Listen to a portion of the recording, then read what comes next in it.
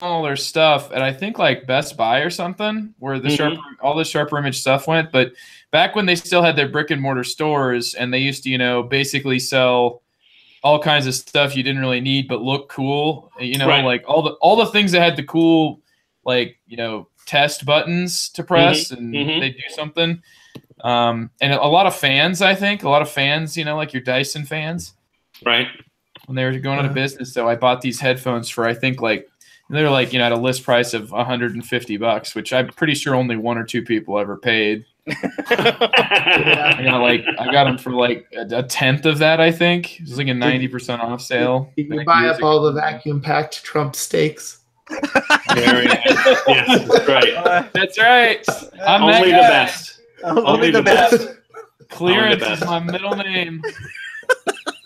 So what is the YouTube link that we have to go to get this thing hooked up so we can see the chat? Oh, it's in the. So if you look in our chat right now, which we are live, all right. If you look in our chat right there, I put a link there, and just click on that. And don't I have to mute here first though, or something? No, that's just a pop-out chat, because if you just click on that pop-out chat, you don't have to worry about it. So. Okay. The only time it's an issue is if you go to the actual website, the actual like live recording, which I've got it here, but I've got mine paused. Okay. But yeah, because it's maddening to try to listen to that. The 5-second delayed everything we just said. Right. I have a list here. I made a geek list, Jeff. I did. Did you? The ones I thought were in your top 10, and three that didn't quite make it in. So. I inadvertently found your top 100 list because I was looking for content on John Company on a geek list, and it was on there. So I know what may be in it in the top 100 range. Yep, that is the top 100, and we're gonna see if we had some people who made some pretty good guesses. So I'll be curious to see who ends up winning this thing. So. I feel like not only did I see your top 100 list, I also saw like 2 or 3 people's lists of guesses. So like if I get anything right, I feel like it's probably just because I went with, the judgment of others over my own in most cases. Don't give me the peer pressure. Make wild guesses. You went with the masses. You went with the masses is what you're trying to tell us, yeah? Beautiful. I would like to point out, Jeff, some what do they call it when there's like an inconsistency? And you said when you put Tigris and Euphrates on your list, you said that it was your only Knizia on the list, and I had just I read this just after I had decided to place Medici in what I thought was going to be your top 10. Well, I did put Medici in there, and I forgot about it, so that's why somebody corrected me. Yeah. Medici from what my guess of what your top 10 was, because like Jeff didn't even remember he put Medici in his own list. What does that say about yourself when you can't remember what you put on your top 10? That's pretty awesome. Well, he put it in his top 10. That's called age. Yeah. We're going there, fellas. Thank you, Andy. That's called nice. Andy had to get a top 100, and he had only played 7 games. So. That's what happens when you've got 18xx game. That's right. Multiple plays is tough when it takes a day. Absolutely. Yeah. Sure is. No, I've gotten a lot of plays in now that I'm doing asynchronous plays online. I'm in the really high double digits of total plays now. Nice. Sure. Nice. Yeah, I can't keep track of that many games of that weight is the problem. If I'm playing a game of that weight, and then I try to play multiple games, I can't keep straight what I was trying to do in each one. So, I don't do that, but I know a lot of people do and enjoy it. So it doesn't surprise me that you've found some solace there, Andy, as far as being able to get more plays in. Yeah, I can handle about 2. I've done 3 a couple times. Then at some point, like when everyone wants me to make moves on all of them at once, I'm like, no more. You just go over there and push some cardboard around and say, yeah, that's cool. I'm done. That's a bad move. I don't care. I'm finished. Especially if you end up like with 2 of them where you've got fairly similar strategies, but one of them is, you end up like, oh crap, like I forgot that in this game I never did see the card for that wonder yet. It's Mm-hmm. So I agree. Like 2 to 3 is about the most I've ever been able to manage is of 3 games of like for the Through the Ages app, for example. Yeah. I think in my most. Oh crap! It's on Steam. I gotta download that. Thanks for reminding me. me. That Through the Ages app, you gotta check it out. You gotta check. I recommend that to everybody. And Through the Ages. That's a fantastic app. We got some. We got a couple of chatters joining us. Hey, there's our East Coaster who's finally going to be able to join us because nice to hear from you, Dean. He just said something. It looks like Carter's been here from the beginning, and he noticed that I'm rocking some new beats, except they're not beats as I described earlier. These are the Sharper Image clearance rack. Back when the Sharper Image was a thing. So yeah. For those of you who don't know, Joe is a public school teacher. Yes. These are not. What is it? Dr. Dre endorsed or whatever. They don't glow on the side and thump. Right. They're comfortable, but one of the reasons I don't wear these ones, they have like more padding. But for some reason, like within about an hour of wearing them, I usually like my ears start to hurt around the outside, so I have to like kind of put them off centered so that it looks all weird. So you see me doing that. That's just like discomfort from I don't know. They're sharper. They're definitely sharp. Whatever they are. I get it. Nice. The best thing I ever did with those. Colin, welcome. I'm pretty sure Colin was one of our Minnesota fans who went to Con of the North and was talking about how awesome his experience was there, and I really felt sad because that's one that I hope to make it to sometime, and it sounds like this year was a great one. So we got maybe I'll get a chance to meet Dean when I'm out there though, Geoff. During what is it? Crap, the convention, WBC. Yeah, the thing and the what and the. Very nice. The thing with the thing. All right. The thing of the thing. Yeah, the thing of the place. That's what I usually say. All right, we ready to go, Joe? I think we are. And, all right. Let me quickly jump on here with our reviews and whatnot. It looks like, Andy, you're going to punt your review. Andy doesn't have a review? I thought I put one on there. I thought you did there, but I've got nothing here. I don't know. Like, what did you put on here? You put on a hype. You put on the... But I don't see a review. Oh.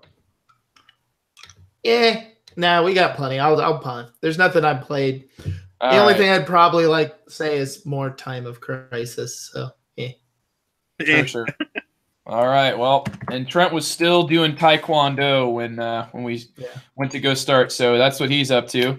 Gotcha. All right. 3, 2, 1. Hello and welcome to The Good, the Bored, and the Ugly, a podcast about board games. I'm the host of The Good, the Bored, and the Ugly, Joe Sallin, and we have a extra special host, guest host, co-host. I'm such a great host. I got this all. We got Jeff Zilla, the great Gambino, Geof Gambill, host of the Longview of Christmas Past, and he's now going to be joining us to give his first ever top 10 games of all time, together with a contest to whoever did the best guessing of Jeff's top 10. They will get one of the games in Jeff's top 10 donated to you by the good folks at GameSurplus.com. I'm, of course, talking about Carmen and Elaine. You should check out their stuff, GameSurplus.com, because they sponsor The Good, the Bored, the Ugly, and some other really great board game media. So I hope you check them out. And we are joined by Jeff. Jeff, it's 9 o'clock out there, and I know that it's already your bedtime, but thank you very much for staying up for us. Not a problem. Not a problem. It's fun to be on. It's a pleasure to be on. Thanks for having me, guys. It's always nice to have a chance to get to chat with you, and appreciate you moving the time back a little bit for us here on the East Coast, because I usually turn into a pumpkin around 11 o'clock at the latest, so I figured I better get started a little sooner rather than later. So I want to thank you for being on the show, and I want to thank Game Surplus for doing the giveaway. I want to do a quick clarification here. They have a selection. Now, this might be a little bit of a teaser, but the contest is closed at this point since we're recording, right, Joe? It's closed. All right, so it's closed as of 9:18 Eastern Standard Time. But they have a selection of some of the games on my list that are in print that the winner will get to pick from, but not necessarily your choice of any of the 10 games on my list, because sadly some of them are not available. So that's a little hint. I'm going back to my list, Jeff.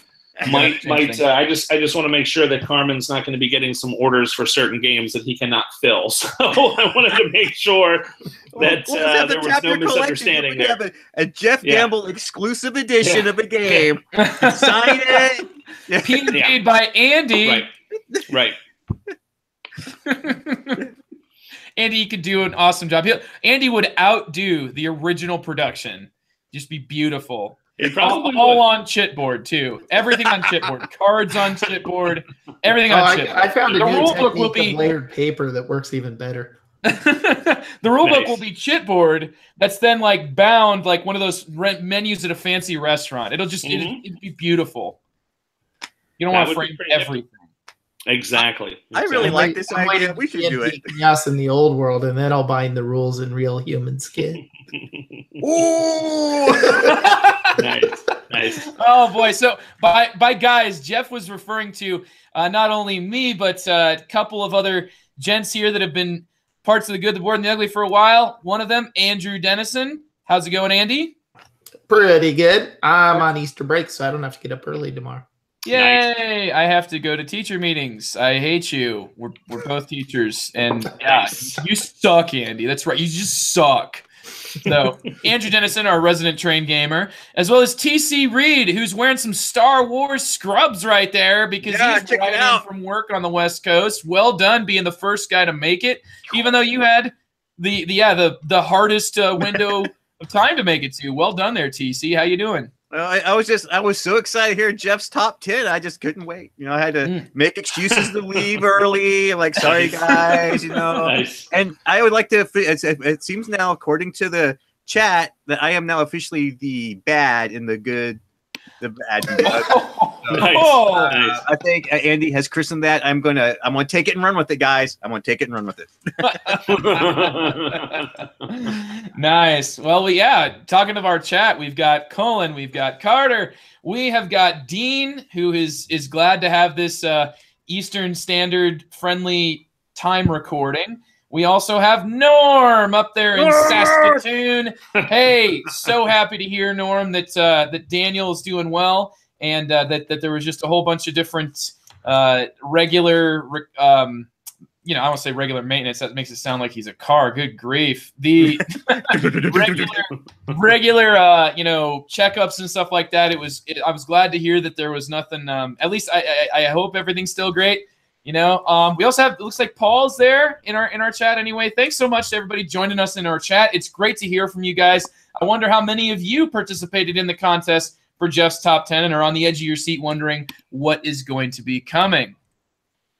Well, at The Good, the Bored, and the Ugly, we are going to handle this episode like every other episode. We are first going to be reviewing games. These are going to be totally unrelated to our topic, during which time we will solve the problems of the world. That's after our reviews. We solve the problems of the world this time by listening to the 10 greatest games of all time that you should maybe with a little asterisks, and at the bottom in fine print, as stated by Geof Gambill.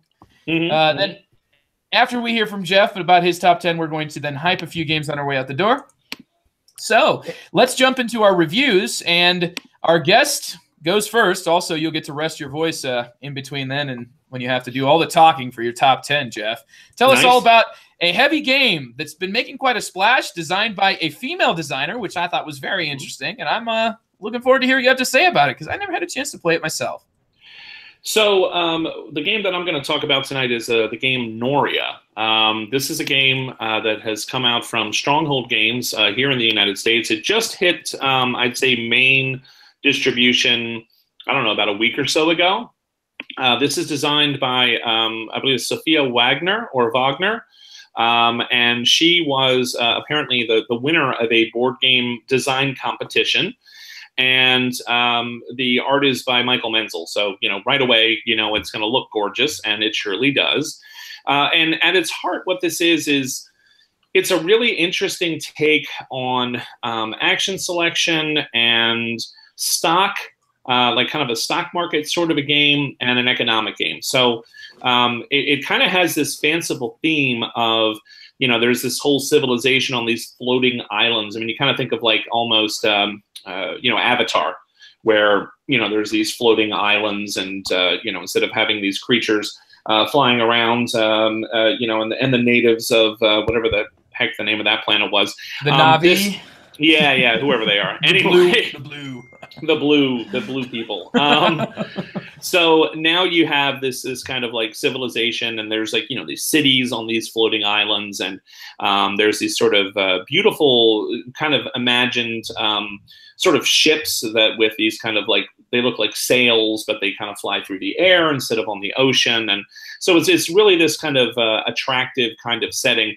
And there's, some basic kind of resources that make all this work. So there's, energy, there's obsidian, there is, now I'm drawing a blank. The energy is the pink, the obsidian is the black. There's a green kind of a resource as well. Those are kind of like your three basic resources.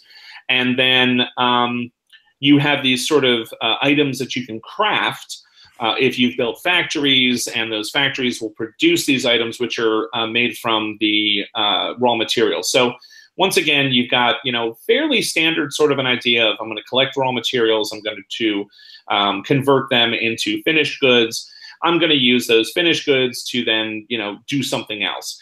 In this case, what you're doing with those finished goods is you have a couple of different options. You can either sort of improve your position on what I'm going to call one of the stock tracks that's in the game, which is the way that you're going to be scoring points, or you can kind of turn in those finished goods and increase your knowledge, which I think would be sort of the idea, kind of a little tenuous or thin, but this idea of like, through trade, you're going to gain knowledge as you, trade things and interact with other people, other cultures.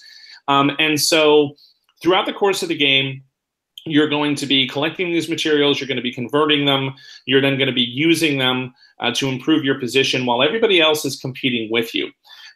Nothing here sounds like super unique. Where the uniqueness comes in is really in two areas. So the first area is the action selection part of the game that I was talking about. There is a three-tiered ring setup. So there's three rings that you're going to be operating with. You have a large bottom ring, a medium-sized kind of a center ring, and then you have a small top ring. These rings have little cutouts in them where you can put these action selection discs. So instead of placing a worker somewhere and taking an action, what you're doing is you're rotating your rings, and there's kind of like a section of you have a player board that kind of divides this three-ring mechanism into sort of a top half and a bottom half. And you're going to have access to sort of whatever is in the bottom half of your ring, but you can only use one of these action markers from the bottom, one from the middle, and one from the top. And then you have to be able to kind of connect them sort of mentally without skipping over any blank spaces or anything of that nature. And that's going to allow you to then activate those three actions. So you're kind of programming, it's got a little bit of that programming sort of a feel to it, because you start off with your three rings seated with a certain number of these action selection tiles, most of which involve resource gathering or, trying to gain more of these discs that you can then put into these empty spots on the various rings, etc. And so you kind of got a little bit of that sort of a feel to it as well. But you have a lot of this kind of a personal choice in how you're going to fill out and develop these rings. So during the course of the game, you're going to take your turn, you're going to take your three actions, and then you're going to rotate each of the rings. You're going to rotate each of the rings. You have friends in Rome as well? Yes, I have many great friends in Rome. That's right. Throw him to the floor. Anyway, Centurion, strike him very roughly. And then you're gonna don't get me started on Monty Python. And then after you've done your three actions, you're going to rotate each of the rings basically one tick. So the large ring takes a long time to kind of work its way back around. The middle ring basically rotates a quarter turn every time. The top ring spins like it's either, it's like analog. It's either like, on or it's off. There's only two discs in that ring. So you're going to see those the most often. So this customizable sort of ring system is really unique to this game, and it really is something that I've had a lot of fun trying to kind of play around with. I've seen a lot of different strategies work with it. You know, as far as just how much do you develop the ring, just how much do you, you know, fill up all of the spaces with different action discs, or is it better to upgrade the discs that you have, because that's one of the things that you can do, so they kind of are doubly effective. So instead of maybe getting 1 obsidian when you activate it, you get 2. And then there's actually, you know, sort of other discs that you can place in that will allow you to then activate that disc again, kind of a thing. So there's all of these kinds of customizing options that are a lot of fun to play around with. And I've seen a lot of different approaches win, so that's really cool. The other thing about it that makes it very, very unique is the stock system of the game. So one of the things that you can do at the end of the round is the players are going to have the opportunity to take what's called a political action. And if you are willing to spend some of your knowledge, you know, again, tenuous theme here, you know, maybe influence, knowledge, I don't know. You spend some of these knowledge tokens that you're trying to accrue, either by selling finished goods or by collecting them yourself during the income phase of each round. What you're going to do is you're going to spend some of these, and you're going to be able to manipulate the end game scoring. So if I'm heavily invested in the obsidian track, for example, it's going to be in my best interest to take a political action to boost the value of that obsidian track, because the way they work is you have a set of 4 cubes, I believe it is, for each and every one of these areas. And there's a total of, let me think, 1, 2, 3, 4, 5, so there's like 7 of them, okay? And if you want to, you can just leave them sit there and don't do anything with them. Okay, so I invest all this time, I get way up high on this obsidian track by turning in extra obsidian and moving up this track. So now I'm at like the 8th level, you know, on this track. It's fantastic. But if I don't spend any political influence to make that valuable, at the end of the game, it's worth nothing. It's worth 0. But if I spend a political action, I take one of those cubes and I slide it down to cover the 0. And now the next number that's visible might be like a 2 or a 4. And what that means is each level on that track is going to be worth that many points. So if I'm at the, you know, 6th level and it's worth 4 points, that's going to be worth 24 points at the end of the game. Okay, cool. So you're going to be trying to continue to slide those cubes down so that you can get the maximum value, because the numbers ascend, they go up. And so if I can manage to get those all shifted down, I'm going to be able to maximize the points that I'm going to be able to score at the end of the game. Okay, so that's interesting. That's fine. But that's, again, not, you know, super innovative.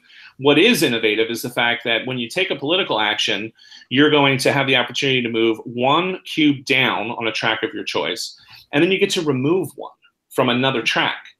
So if Joe's really invested, say, in the propellers track, there's like a finished goods track that you can manufacture these propellers, which are used for these airships. So I might jack up my obsidian track and then just be like, oh, Joe, yeah, I see you're really heavily invested in that. I'm going to actually take a cube away from there. And now Joe's looking at it saying, well, geez, now the most points that I can get is 6 because he's taken away that cube. And the last round, Trent took away this other cube. And so, yeah, I've invested all this time and money, and I'm not going to get much for it. So that's a really interesting kind of a thing, because it's particularly nasty, number one. And number two, it's one of those things where you know if you do it to somebody, they're going to hit you back. And so timing is like really important. You kind of have to watch how much knowledge people have. And if you can hit them without them having the ability to hit you back before you have the chance to then maybe spend some knowledge on the next round to boost your area one more time before they smack that cube away, that's going to really help you win the game. But there's a lot you have to pay attention to with the other players, which I like. It's got these two really core innovative sort of differences, which is neat. It's got a lot of kind of set collection and resource gathering and conversion, which is always fun. And so I really enjoy the game. I think it's a solid design. It moves very briskly, which I like. It doesn't, you know, there's a lot of rounds. It's like something, Joe, it's like 16 or 18 rounds or something ridiculous like that. And I remember thinking to myself, my God, this game's never going to end. But it actually moves at a pretty rapid clip, even with, you know, 3 or 4 players. So yeah. I really appreciate that about it. And it's a really fun, mean kind of economic game. I enjoy it quite a bit. I think the theme is, you know, that's my only sort of complaint about the game is that I really don't think the theme is present. If I'm having to reach for explanations as to why, you know, these little gear, little symbols mean knowledge or influence, yeah, the theme is kind of irrelevant. I think you could have themed it almost anything. The art's gorgeous and I love it, but there's nothing that I'm doing in the game that really makes me engage with the theme at all. So I think the theme is a miss, but I think the game is a hit. And so I'm still playing it. I'm still enjoying it. I would definitely say people should check it out, but don't let the cover art fool you to think that you're going to have this like really interesting thematic experience, because that's not going to happen. But the gameplay itself is really solid. So that's kind of my thoughts and my impressions of the game Noria by Sophia Wagner. Well, you did an excellent job there, Geof, of explaining what you're going to be doing and what the decision points are. I was just everything that you said made me just like more and more like curious and interested. And I have kind of like looked it up a little bit, and I know Trent has brought it, and I don't like to go along with the masses because I don't think the masses are always right. But dude, what you described there, Geof, to me sounds like thrilling, compelling, something that's going to have wide appeal. Now, do you think it's got a 6.76 average rating on BGG, which to me is kind of troubling? Yeah. Do you think that's because people are buying this thinking it's going to be like, here's a cool game about flying cities, and oh no, it's a heavy Euro? That might be it. I think that there's a little bit of a disconnect from what you're seeing in the art and the presentation and what you're actually doing in the game. So people might be going into it with the wrong expectation. And maybe that's one of the reasons why I like it as much as I do, because I'd heard you guys talking about it, and I had seen it when I was over at Essen, and people were looking at it and talking about it and playing it. And, I kind of knew what to expect. Like, I knew what I was getting into. So I didn't have that problem. I didn't have those expectations. I definitely don't rate this, a 6.8, which is where it's sitting. But then again, we're talking, 663 ratings. So the game is still new. And I think people, as they hear more about the game and maybe know a little bit more about what they're trying to, what they're going to be getting and the experience they're going to be having, I would expect that to go up. And, the weight rating of 3.5, 3.56. That's heavier than Agricola, I think. As I don't think it is. Oh, okay. Right. I think it's a little lighter than that. Like I would definitely put it at a 3, because the game moves. Did you learn it from the rule book? Yeah. Yeah, I learned it from the rule book. Not a great rule book, but not by any stretch the worst rule book I've ever read. Sure. Well, I mean, if you end up playing the game, Geof, the thing is here, man, this is fascinating. You're talking about a game that has a cool looking component to it that is actually more than just a gimmick. It's like you've got a 3-tiered wheel that essentially presents a deterministic opportunity for pool building. Like deck building. That to me is really engaging. The way that you described that there's stocks essentially in this game where you're going to be investing and removing things. And I'm wondering, if there's stocks in the game, I'm almost always of the mind that if there are stocks, they better matter, because you like there are different types of stocks, right? They're like your Martin Wallace stocks, which I feel like are almost always.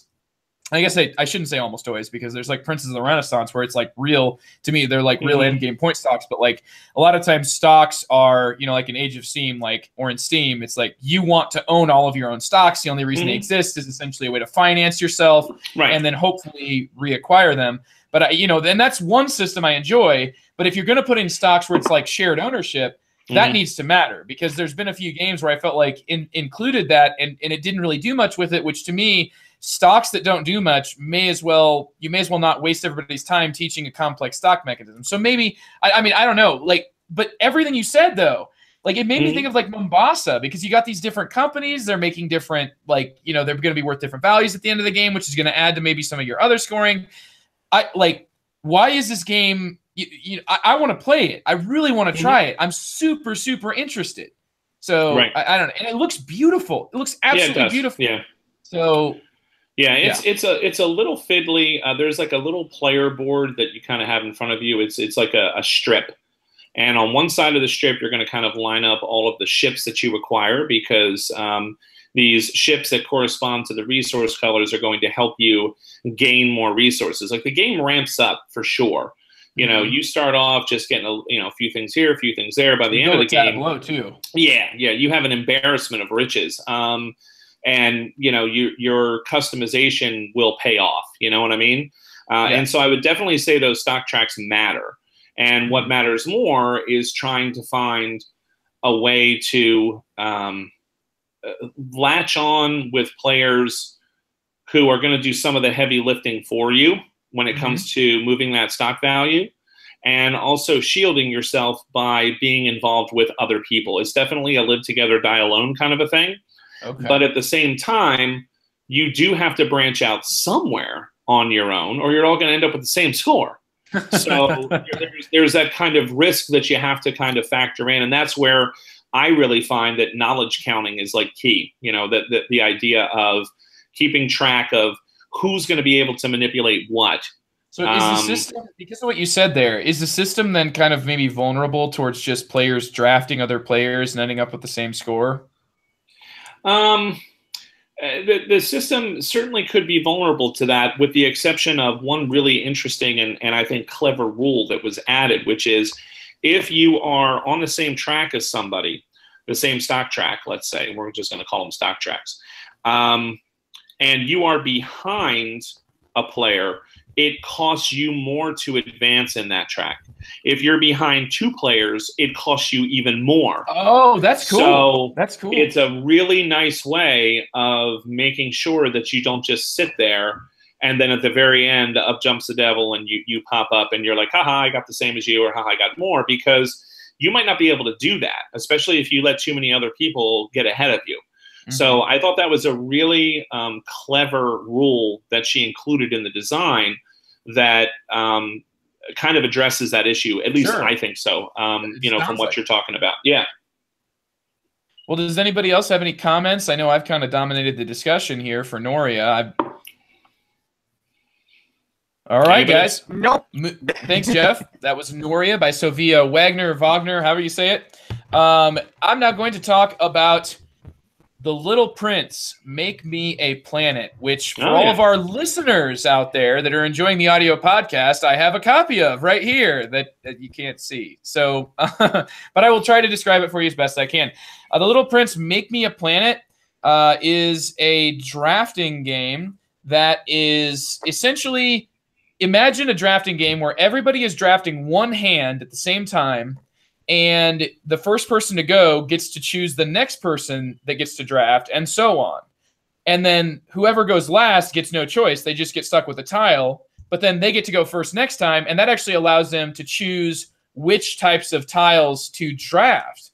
And now there's some nuances that you'll pick up by playing more and more. Like, for example, Trent kind of impressed me when he was like, I want to draft the outside tiles, because there's like 4 types of tiles. There's inner tiles, which there's 4 of those. Then there's outer tiles, which there are 8 of those, because there's like left side, right side. And then there's 4 kind of like open space, empty space, separate planets that are characters from Little Prince, which actually are what give you scoring in the game. That's how you're going to win, is your 4 different characters that you draft are going to each give you points for what's showing in your planet. But what Trent noticed is like all of the sunsets in the game are on these outer tiles. And so he always made sure when he drafted, and he didn't really say this until the end, but I thought that was kind of interesting, where you pay attention to what tiles are going to have the things that you're looking for. But just, you know, the idea of everybody drafting something together where it's like, I get to go first. I choose one, and then I'm like, not only that, but now I need to choose who to hand it to. That's going to have they're going to have the least bit of a decision, where for them it's going to not, all their options are basically like, it's not that big of a deal. But then they're going to want to try to take away the good tile that another player might benefit from. And this all led to The Little Prince Make Me a Planet feeling like a beautiful game that uses almost exclusively the original artwork from The Little Prince by Antoine de Saint-Exupéry. I'm saying that's so terrible, and we got Norm here, who's French Canadian. It's awful. I'm sorry, but you know what? The book is something I've always enjoyed. I love the way that it looks. Absolutely beautiful. I know that it's like just this is like the second game about The Little Prince to come out in the same year, and it's just like this sort of French, national artifact, and I love it, and it's beautiful, and the game feels like art-wise like it is absolutely a part of the Little Prince world, and it does not add any creative artwork. It does not seem to add anything brand new that doesn't fit right in with everything else, and everything that is focused, that is like a focal point of the art, is something that is artwork directly from the small children's novel, The Little Prince. And so what's really cool is when you're all done, you have this like 4x4 planet that's always going to be composed of the exact same composition. Like there's no spatial scoring or anything like this. It's just all depends on what's in your tableau. And, it's going to look really pretty. It's going to look like this something right out of The Little Prince. And the way they were able to make this look like it was totally a rich world that looks to me like it would compete with, even if The Little Prince was not at the core of it, it would still compete with artwork in other recently released board games. It's a really beautiful production. I really, really love it for that.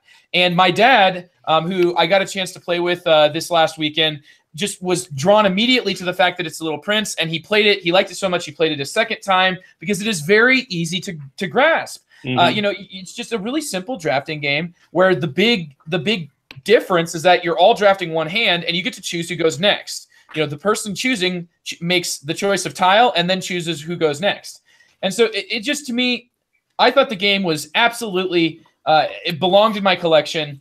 And I think I kind of hinted at this earlier, but this was on a geek list that I started a few years back that was called Wolves in Sheep's Clothing, a list for games that have cute, otherwise benign artwork that have at their core an absolute like vicious and mean game. And I brought up like Keyflower, which has this sort of, the quotidian pilgrim artwork, and then it's like mean.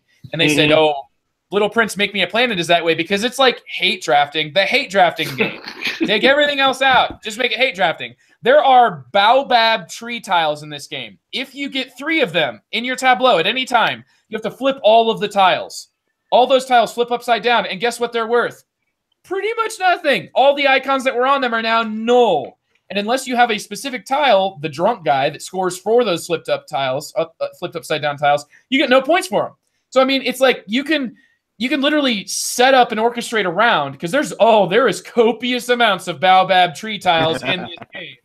You can orchestrate it so that another player is just like forced to essentially lose a bunch of points. And that's sort of balancing on a nice edge. The fact that the game takes like 15 minutes, I mean, it's a simple structure, something that I really was thoroughly entertained by, something that added no more than what could work inside of its system, and one that I'm going to be bringing as a filler because it does play that 5 players, and it just, beautiful, something people are really interested in. I really like it. I don't like that they made the score track on the back of the box, though. I think they should have had like advertisements. It just is really strange when you've got an insert that goes like a plastic insert in a box, and then you have to turn that box upside down to keep track of the score. And then when you lift it back up, the plastic insert like falls out. So I don't know. It's just kind of bizarre. But aside from that weird thing, just, check this game out. It's by Antoine Bauza, Bruno Catala. So I mean, like, a real dream team of designers, of French designers here with, a dream team of French artwork that's from an amazing bit of history. So check out Little Prince Make Me a Planet. I thoroughly enjoyed it. It's what I thought was an excellent filler. If you're not looking for anything more, I highly recommend it. Mean, small, beautiful looking games. All right, and now a large historical simulation / negotiation game. The continuing saga of my plays of John Company, huh? Yes, sir. Hey, TC, it sounds a little robotic right now.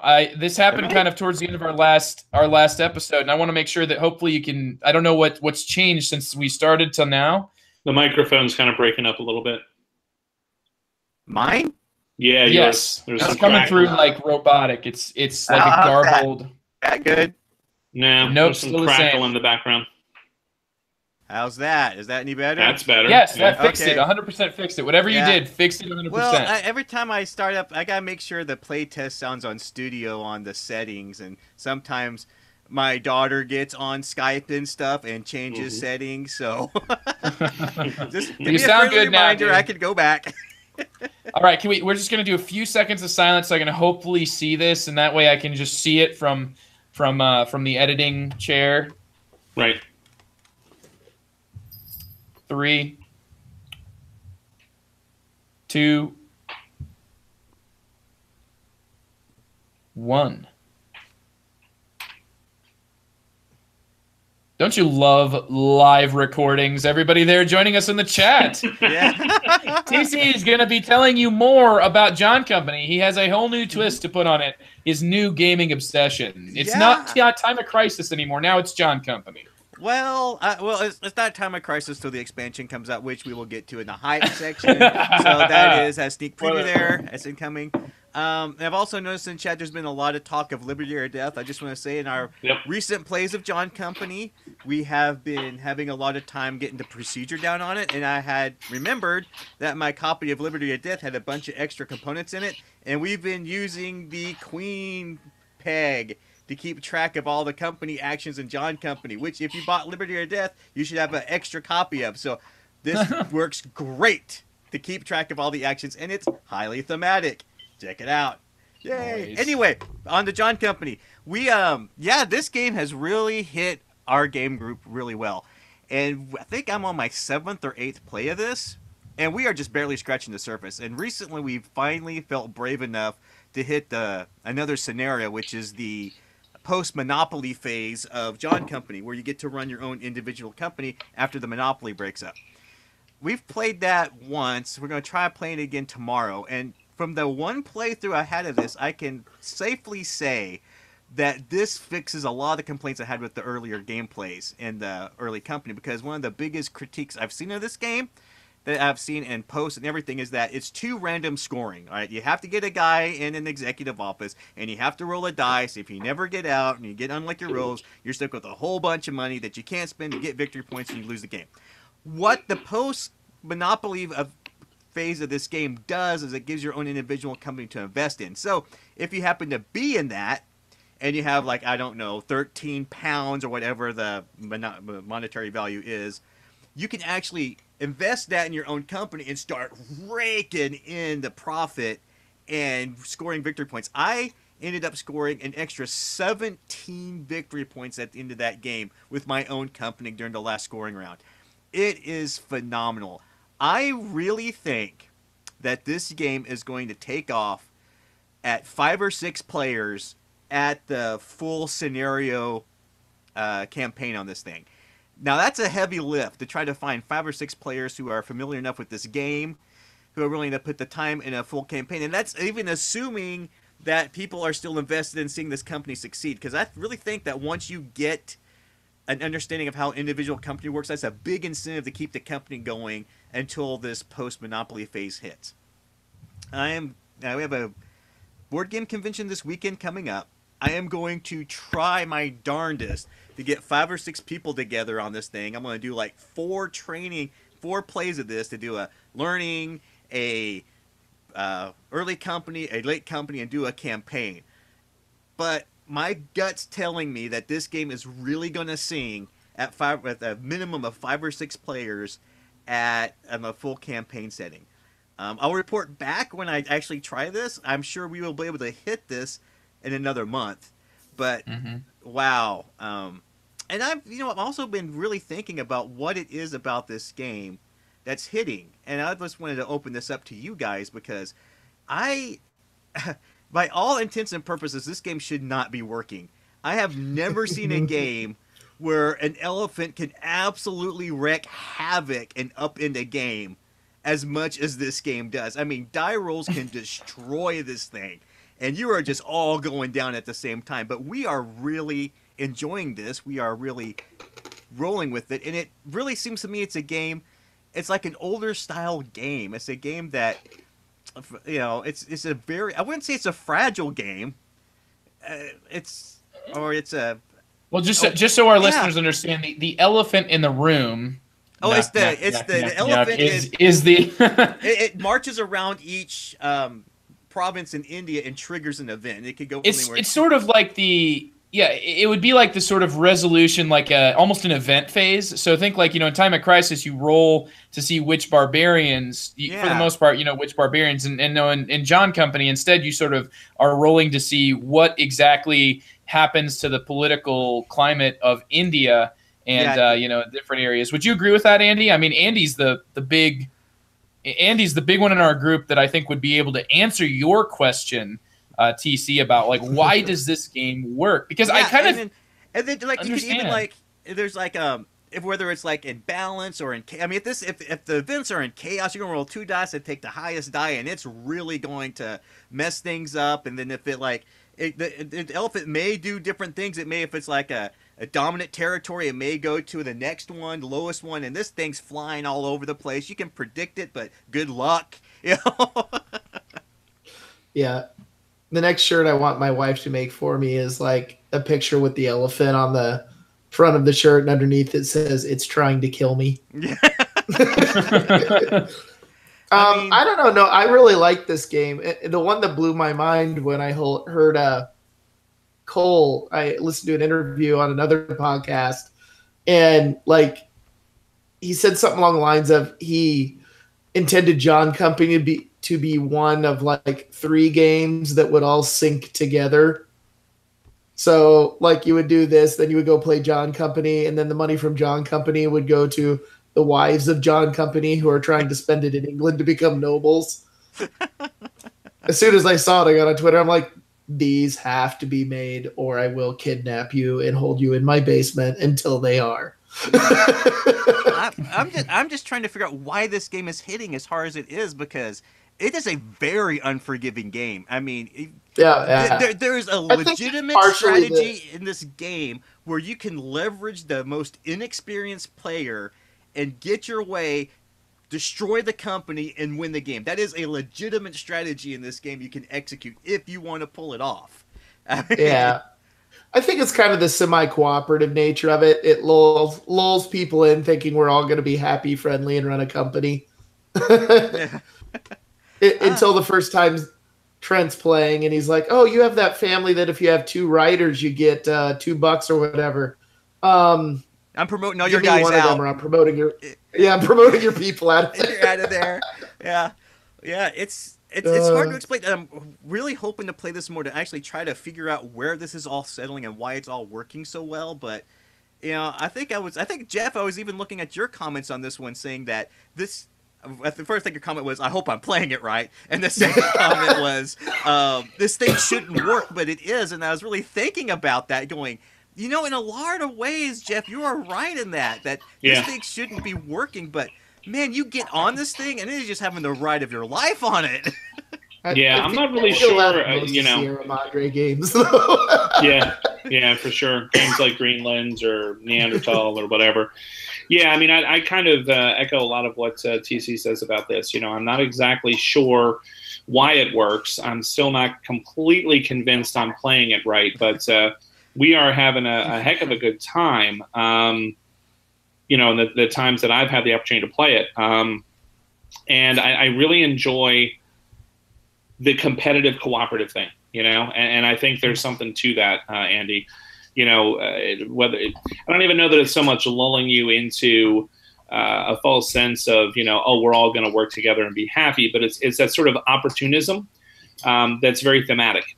That idea of I'm biding my time, I'm just waiting for my moment, and when my moment comes, am I going to be in the right position? Am I going to be able to kind of seize it, take advantage of it? and take no prisoners, and then have my nice little golden parachute out of there, and get some amazing retirement sort of job back in London. And so it feels very thematic to me in that way. In that, yes, of course, you are all cooperating, but your smiles are very thin. You're all just kind of playing nicely together, but the moment one of you turns, their back on the other, you can be waiting and expect to get stabbed in the back. But, not just willy-nilly, you know what I mean? Like, there's no, like, the way we've been playing it, and again, I think it depends on the playing group, but like the way we've been playing it, you don't just screw around with other people for the sake of screwing around with other people. You wait until you can get away with it. You know what I mean? And when you can get away with it, then you do it. And you're kind of like, so sorry. My only complaint that I really have about this game, and I'll be the one to kind of throw in the one monkey wrench into the ray of sunshine, which is a really odd mix of metaphors right there. Kind of like a sandwich with a bone. Kind of with a nice brioche bun. Yes, exactly. I haven't forgotten about the brioche there, Iowa. Anyway. That'd be a cornbread bun next time. Exactly. It's an ethanol bun. Follow it down with ethanol. Yep. That's right. So no, for Iowa. My only complaint is that there have been a couple games that have come down, just super exciting games that have come down to like almost like the last turn, the last round. These are the games where the company didn't explode, all right? The games where we made it to the end, and we have the situation in two of the games that I've played where somebody was picking who was going to win. That kind of king-making thing where it's like, if Sherry does this, I win. If Sherry does that, Lloyd wins. And we all knew it. And we knew Sherry wasn't going to win. There was no way she could leverage her position in order to make herself come out on top. And so it was kind of like, well, all right, Lloyd wins, and it's like, it's just kind of like that's been the only negative. But even then, I tolerate it, which I don't usually tolerate games that have a king-making possibility like that. I tolerate it because it's thematic. I tolerate it because I can totally see, the sort of idea of like, Sherry's family and Lloyd's family have been on each other's side more often than they've been, she's been on my side. And so their destinies are kind of tied together. And so, she gives him what he needs. And that's really what it boiled down to. She gave him a promotion, and that promotion then gave him the opportunity if he rolled. What is it for the executive positions, Andy? A 5 or a 6? If he rolled a 5 or a 6 for the head, but yeah. Yep. If he rolled a 4, 5, or 6, he was going to be able. He had enough money. He was going to be able to retire and claim. I think it was a stupid island. The Scottish Isle. Yeah. The Scottish Island. And if he didn't roll a 4, 5, or a 6, I win. Yeah. And so but, in Sherry's defense, if she had not promoted Lloyd to that position and promoted me to that position, I was definitely going to win. So she was just like, well, we're going to roll the dice. Geof wins automatically here, or Geof wins on a roll of a 1, 2, or 3.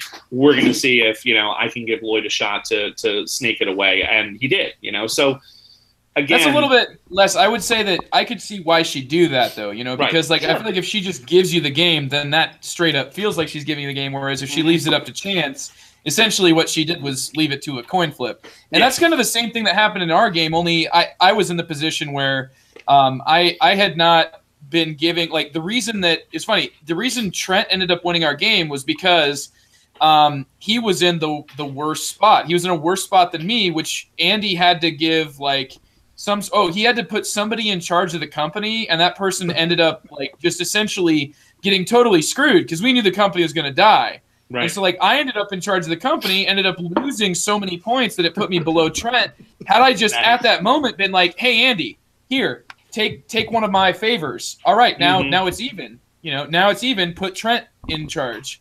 Right. Then he would have lost by a bunch. So I think, to answer your question, TC, as kind of more of an observer, because really John Company is interesting to me, and it's one that I think that I would play, but it's not one that I'm like outwardly asking for.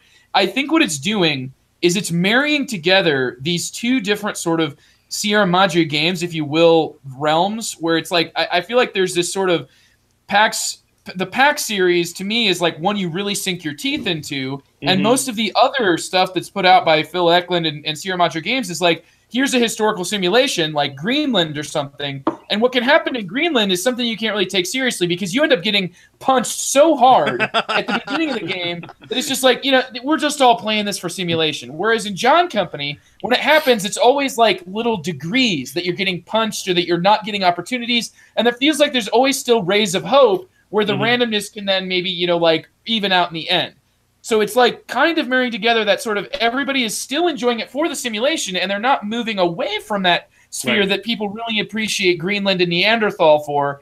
But it's also starting to push into, like there's mechanisms here that are interesting enough to play with that, it's just somewhere. And it sounds to me like, TC, like adding the campaign element really fixes up some of the sort of, well, I can be in a situation where I'm doing all that I can do and then never have the opportunity to score. And what else happens once the post-monopoly ends, it becomes much harder to crash the company. Because if the company can't make they can't make a pay out the shareholders and it goes to bailout, everyone still gets ejected, but you don't clear out the shareholders at all.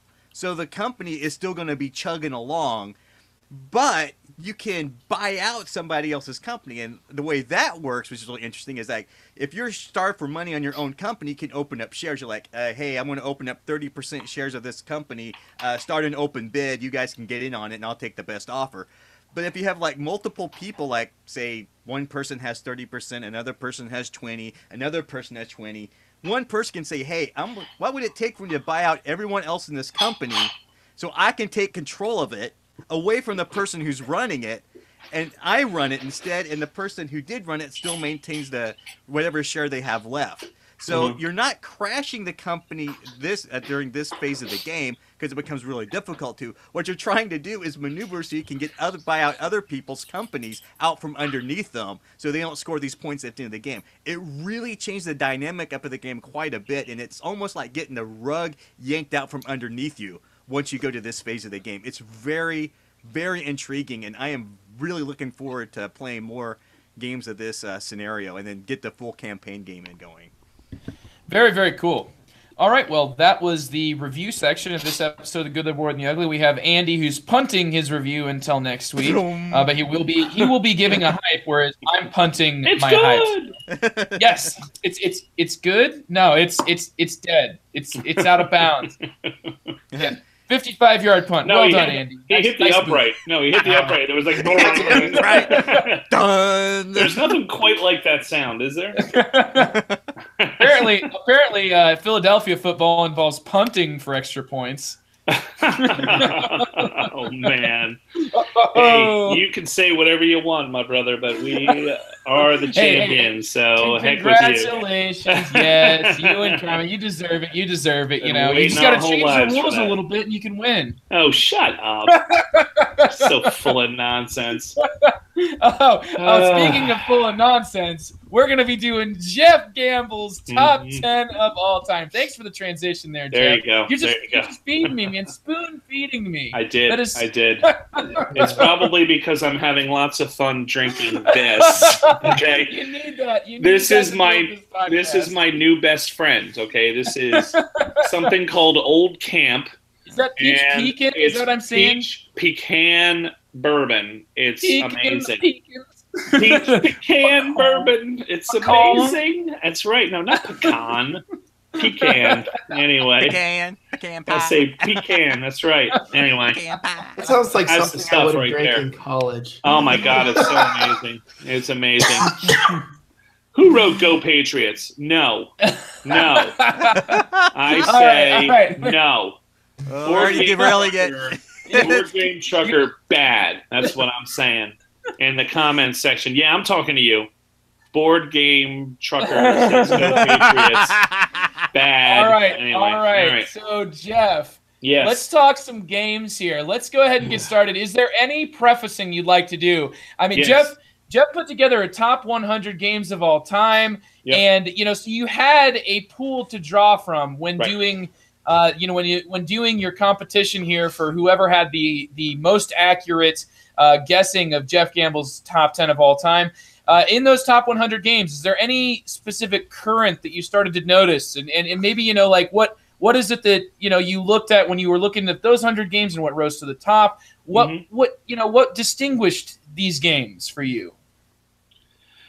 Okay, so I've never done one of these before, primarily because when I was kind of doing podcasting full time and reviewing, I didn't really know that it was something that I wanted to do. Number one, because I didn't want anyone to try to kind of pigeonhole and be like, he's a Euro guy, or, oh, he's this kind of guy, or that kind of guy. Oh, he's an abstract guy. I didn't really want that. And I also, quite frankly, didn't think that anybody would really care, because it's my personal sort of top 10. And it's not a value judgment. I think a lot of these top 10 lists are really, really useful for people who listen, which is why, I was inspired to kind of talk to you about it, Joe, because you guys all did your own. And where I think top 10 lists are useful and are helpful is for people who listen to a podcast or listen to a reviewer to have some context as to what it is that they like and what they find is enjoyable. And so that made me rethink my position of, well, maybe I should have done this earlier. Maybe it would have been helpful to the people who listened to the long view when I was doing it, if they had that kind of context. So maybe I had made a mistake. Maybe the masses weren't wrong in this one, and it was me who was, kind of holding back when maybe I shouldn't have. So that was kind of what got me thinking, because, listening to yours and TC's and TC surprised me so much. Andrew's did not surprise me at all.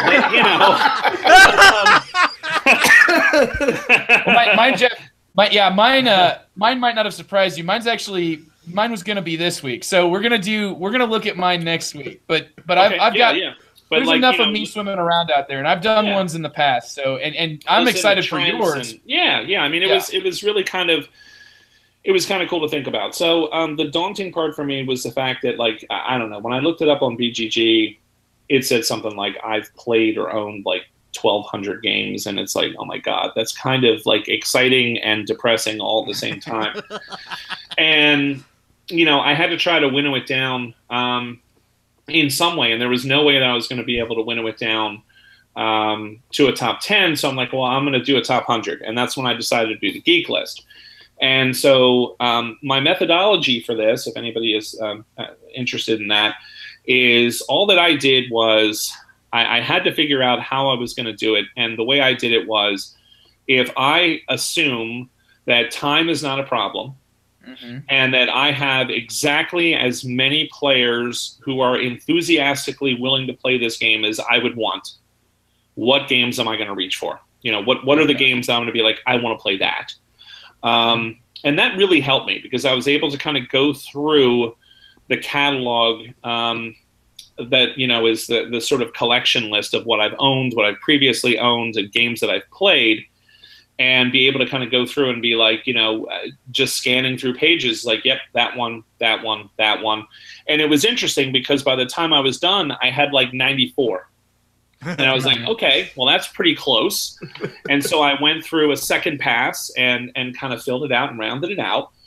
And then from there, I kind of made some notes for myself. I was kind of interested to see, okay, what designers do I see repeated?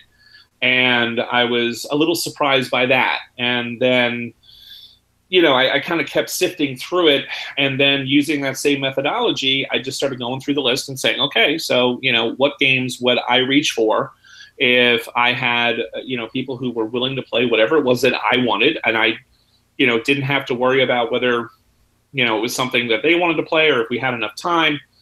And then, the other thing for me too was I really tried very hard, and it was hard, believe me.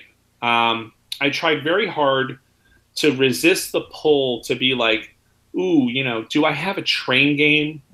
Do I have a worker placement game? Do I have a classic resource conversion game? Do I have an auction game? Do I have a 2-player game? It's like I tried to just not think about any categories at all, any situational game. Like I tried to completely remove myself from that as much as you can in your own brain. And I kind of just picked. I would say that I put the list together of the top 20 probably within 45 minutes. So I went from a top 100 to a top 20 in about 45 minutes. And I intentionally went through it very quick, very fast. I didn't want to second guess myself. And that's when, you know, things got really tough, because getting to that top 20 and then trying to cut it down to a top 10, that's where what saved me was that notion of, would I rather play A or would I rather play B? And I just kind of started constructing the list in that way. So that's kind of how I came up with the list. That's sort of the background. And yeah, so, you know, ready to go. I'm a little disappointed that Trent is not joining us because, you know, TC got Trent's, you know, number 10, you know, and the countdown. And I'm not getting that. And so, you know, I'm going to have to do some trash talking to Trent because I am safely in Pennsylvania and he can't use his Taekwondo skills on me. So I can say whatever I want. Well, I could do that for you, and I can try to make them. You do not have the sonorous voice. No, I don't. Don't even try. It would be a hollow imitation. It would be a hollow imitation. Don't do it. Like I could be like number 10. It sounds like a question. Really? Is that really? Really? Really? That's fantastic. I mean, you don't have to do number 10 if you don't want to. I'm just suggesting it. You know? Well, I'm hoping. Oh my goodness! I have one game I'm hoping will appear on your list here. Never. And, we'll see if it makes it. You want to hear it, or you want me to just be? You want to be? Surprised? No, you can no, because then you'll claim that it was there if it wasn't there. Because of course, you, my friend, are a tricky guy. I am a tricky when you suggest the necrovirus earlier. No. When he was talking about how he wasn't going to play Little Prince Build Me a Planet, he was going to wait for Fantasy Flight's retheme, Little Emperor Build Me a Death Star or something like that. That was great. That's right. Yeah. That's right. Waiting for the retheme. Jeff, I'm really hoping Village makes it on there somewhere. That's my hope and dream. There we go. Did not put that on mine. I will tell you the 3 that I cut from my list, Jeff. The 3 that did not quite make the cut. I wanted to put them on there but couldn't. And I'm not going to say, well, I mean, I've got the top 10 in a geek list form. So, I mean, I have it saved here. So it's, you know, it's right here. It's not made public. It can be verified by Price Waterhouse. I got it. All right. Well, it's not made public, so I can change it if I want to. You know, but I've got this geek list I'm looking at, and the 3 games that ultimately I thought maybe made it but didn't quite was Versien das Volk. I thought, man, there's a cool game that I think you really enjoy, but it's not going to be quite there. Tigris and Euphrates. I thought, well, I almost put it on there, but didn't quite. And then Trajan. I thought, well, because I went through, unlike you, Jeff, I went through and I was like, I know Jeff really likes this designer. I should put a game by that designer on here. Yeah. It's kind of like more of a spread, though. But then again, aside from that, what else do I have to go off of? So, I mean, it's not like I'm not in your head able to make decisions for you. So I have to kind of go off of, I remember you did do a top 10 designers, your top 10 designers podcast. And I used that, I used some of that information, from my knowledge of that, from when I listened to it to, I know that Martin Wallace was your number 1. So I made sure I had a game by him. But anyway, I will not spoil the top 10. I didn't do any research. I was just hoping Village will be on there. I was not like, I hope it's on there. All right. Well, with no further ado, number 10. No, it's number 10. There you okay, go. Okay. That wasn't TC, too bad. you got it now. You got, yes, you have. Okay. Congratulations, you're hired. I will say that was pretty good, TC. That was better than Joe's question mark. I'm just trying to fill in for the great Trent. I'm just doing what I can. That's right. That's right. I don't know where the great Trent is, man. I mean, it's 9:18 your guys' time there. Jeez, Trent. All right. We miss you. We miss Trent and his awesome commentary. So, all right. But I've got Andy, I got TC, I got all these awesome people on the chat that I'm having fun with, except for that Patriots guy. Except for that Patriots guy. All right, here we go. All right, number 10. Here we go. Number 10 is Princes of the Renaissance. That is a game that I was taught a few years back at ConCon by Joe Gola. And I think if you're going to be taught Princes of the Renaissance and play it for the first time, you got to play it with Joe. It was a fantastic time. It was a blast. He was a great teacher. We had so much fun. And I love the game because of the negotiation. I love the game because of the tightness of the economy. I love the game because of the theme. Like, to me, the theme totally comes through. This idea of, the cantorieris, and competing for the opportunity to represent and defend and these city-states, and because it's really kind of what they were. It's very much like ancient Greece. With the city-states. Here you have Renaissance Italy, and I just absolutely loved it. And the first time that I observed somebody go hard on an auction in order to win it so that they could defend the city. And I'm thinking to myself, why is he doing that? Like, that, he doesn't want that city's stock value to go. That's just crazy. Why is he doing that? And then he won the auction, and then he turned around and just put like this incredibly weak force out. And when I finally realized that his whole intent was to win the auction so that the city could be trashed, so that it would tank, like, I was just like, oh, I gotta love this game now, because it's got that kind of strawman kind of moves and things like that. I just loved it. And what tiles do you buy, and when do you get them, and the sort of the way that the different families act differently. Just awesome. Like, everything about that game hits on all cylinders for me. That is a Martin Wallace game, 2003. Yeah. So I guess that's your Martin Wallace pick. Very good. I will try to cover you here, Geof. Yes, I think he's going to get more Martin Wallace games on here. But this is one that I considered, and I feel bad because I ended up taking it off. So there you go. I love this one too, though. I think it's a really cool game. Yeah, it is. And I have the original War Frog edition. I don't have the reprint. I don't know the reprint. I know was supposed to be nice, but I don't have it. I have the original edition. It's just one of those games. It's like, it is kind of ugly. It's very minimalistic.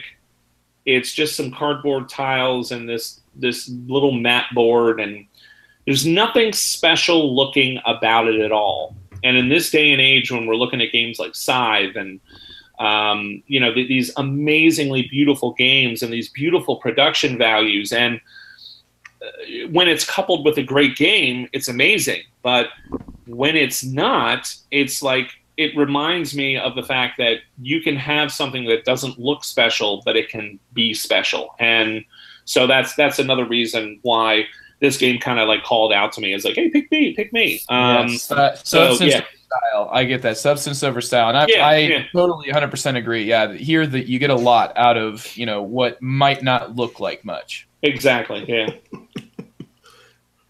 Ready? Sure. Number 9. Well, that was like a little higher, but like, we were going for the okay. Low. I've got 8 more chances. All right. Fine. Number 9. All right, my number 9 slot was the toughest one for me, believe it or not. This is the one that I had 3 games that were wrestling, and afterwards we might even have a moment to talk about it. We had 3 games that were wrestling for that position, maybe even 4, if I'm honest about it. 4 games that were really kind of neck and neck. And as little as 45 minutes ago, I kind of made a final decision on this one.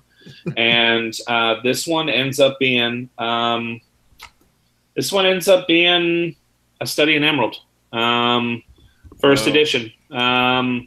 This one is, it was right up against another couple games, and well, I guess there's no point. I like one of them was Tammany Hall, and Tammany Hall and A Study in Emerald are two games that just, they're so much fun. There's so much tension in those games. They're wild. They're kind of crazy a little bit. It's kind of like trying to ride a bull, both of those games. And I really enjoy that. I always have great stories about both of those games. And so I'm going to go with The Study in Emerald. Tammany Hall, I think, could be a little fragile. A Study in Emerald is just, it might even be broken. Who knows? But it's like such a cool game. It's so great. It's so much fun.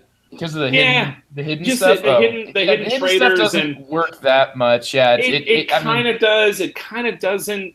But it's got zombies and vampires, and it has just so many great things going on about it.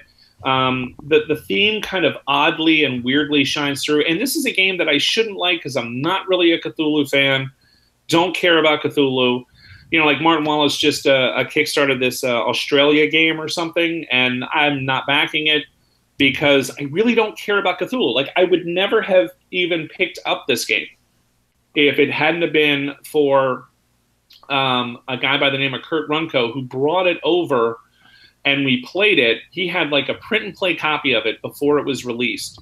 And I was just listening to him describe this game. I'm like, this is the dumbest thing I've ever heard of in my life. Like, how can you possibly take my beloved Sherlock Holmes kind of theme and just bastardize it with this horrible Cthulhu nonsense? And I hate this. This is gonna stink.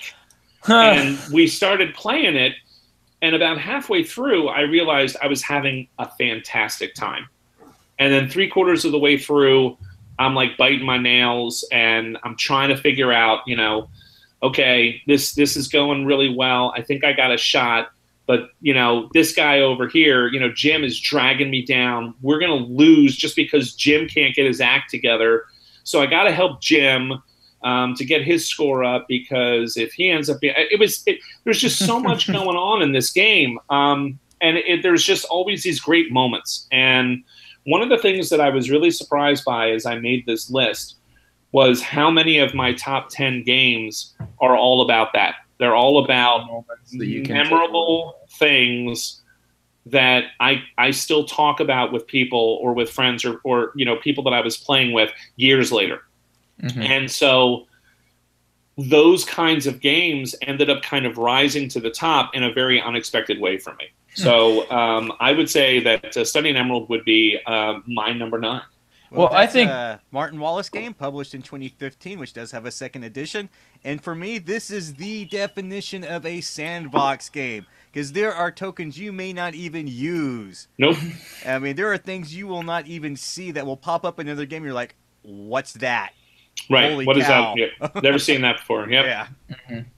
I think that on paper, it's got some pieces that make it stand out as just a really interesting, something that does sound solid. And then you add in some of these other elements that seem bizarre and like there's no place for them. It prompted me but they work. They work in the context of the game. Like they should not fit. They should not work. We were talking a little bit about that with John Company. Like, there's sometimes you're thinking, like, why does this work? Like, why is this engaging? Why is this working for me? And I kind of feel A Study in Emerald is very much the same thing. It's like, this really should not work. Like, why does this work? Mm-hmm. Why do these things somehow mesh together and work together? And so, yeah, I mean, I think I understand where you're going with that, but for some reason it works, and it works for me. It might not work for other people, but for me, that's one of the games that I've had just too many good experiences with to leave it off the list. Tammany Hall was really bucking to be on the list, and it's definitely in my top 20, but I've had some plays of Tammany Hall that fell apart.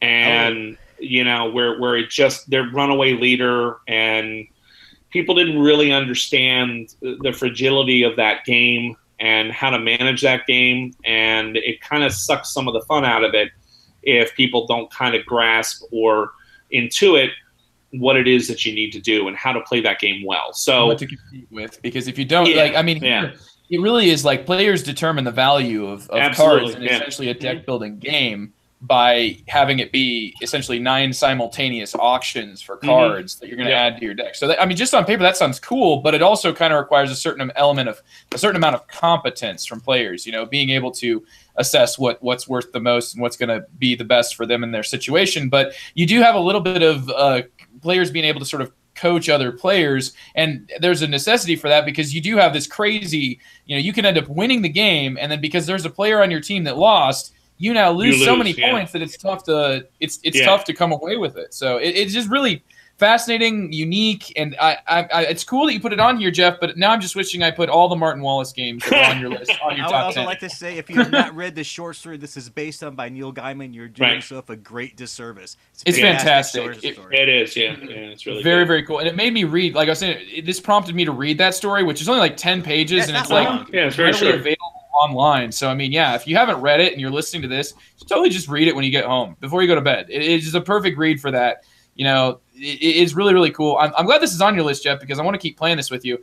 My experience with the second edition is very positive. I've never played the first edition. I mean, you know, just for what it's worth, I really, really liked the second edition of the game.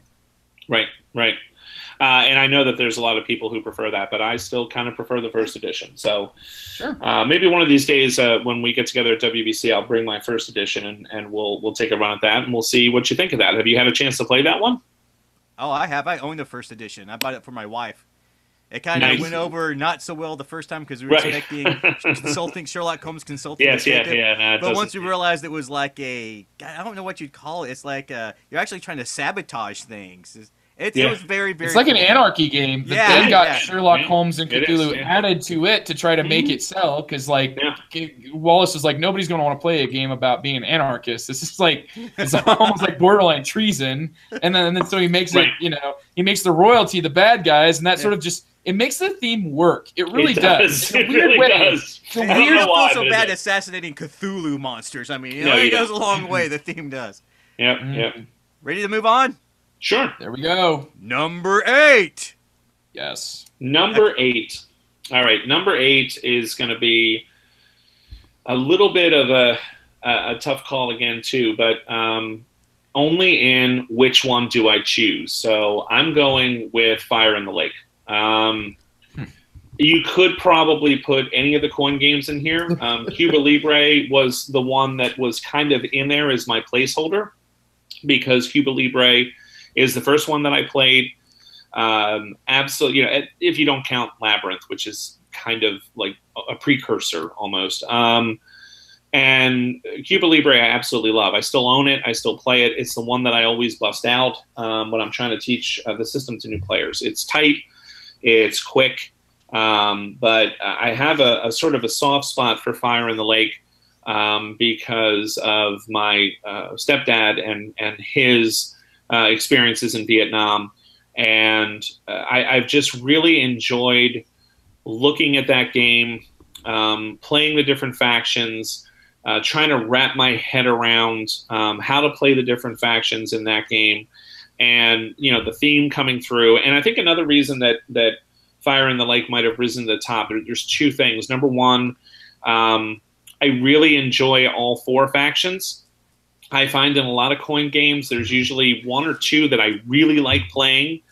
There's a third that I will play, and there's a fourth that I'm kind of like, you know, I'll play it if I need to, but it's not really my first choice. It may be because it doesn't fit my play style, or it's not something that I'm super comfortable with. Fire in the Lake, I'm very happy to play any of the 4 factions. I love the history behind it, and the second thing that I think probably pushed it onto the top 10 over Cuba Libre was the fantastic documentary series that Ken Burns did on Vietnam. That was on, I guess it was earlier this year. If you haven't had a chance to watch that, it's unbelievable. It just kind of really opened my eyes to a lot of different things about that conflict, and then kind of playing the game took on a whole different sort of meaning for me and a different sort of level of understanding of what was going on and sort of why the factions act the way that they do. And so absolutely love that game. So I still say Cuba Libre is best for accessibility, but if you're asking me what's my favorite, it's probably going to be Fire in the Lake.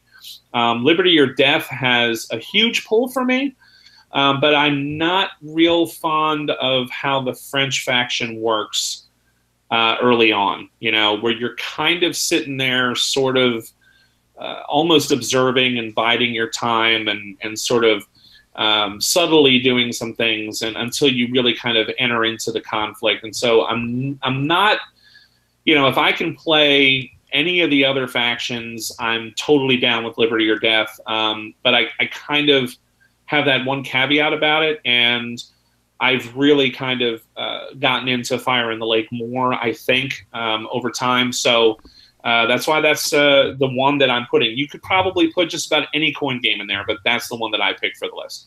Fire in the Lake 2014, designed by Mark Herman and Volko Ruhnke.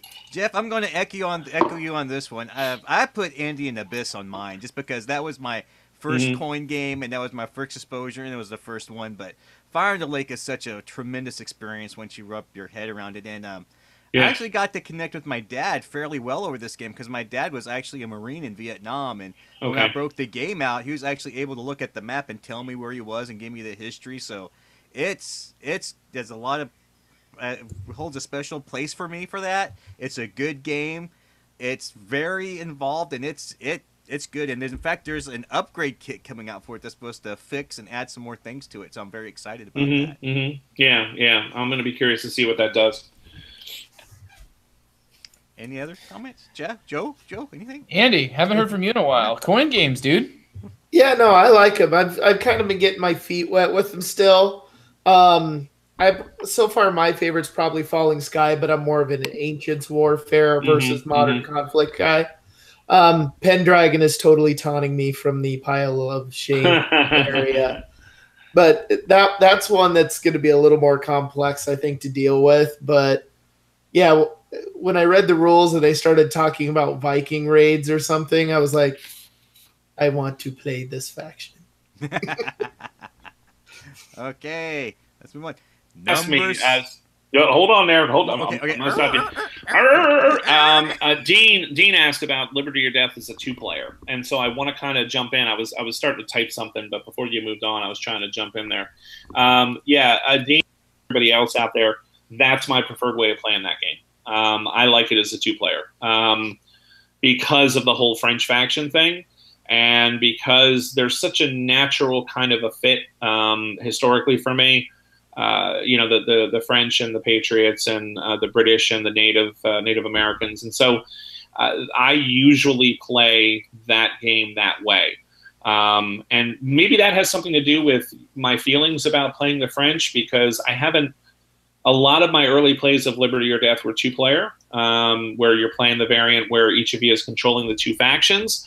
And so when I finally did play like a multiplayer 4-player game and played the French player, I was like, I don't really care for this as much. So, I mean, I think absolutely, if you're going to play a 2-player, go for it. I mean, it's a fantastic experience. Also, if you're teaching a coin game, playing the French is a great way to do it because you're, since you're not, you can teach the game easier playing the French if you're teaching a coin game. That's the way I prefer to teach coin. Is I'll break out Liberty or Death, I'll play the French, and then I'll instruct everyone else how to play it, and it works really well that way. Are we ready to go on now? Yes. All right. Number 7. Number 7 is Innovation. I will play Innovation anytime, any place with anybody, primarily as a 2-player game. But again, I wasn't trying to restrict myself as to, Innovation isn't really all that great with 4, but as a 2 or 3-player game, it's fantastic.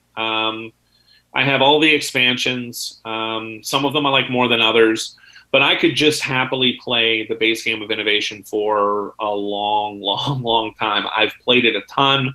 It has a special place for me because of all the times my son and I have played it. It's one of our go-to games. He really enjoys it. I really enjoy it. The combos, the craziness.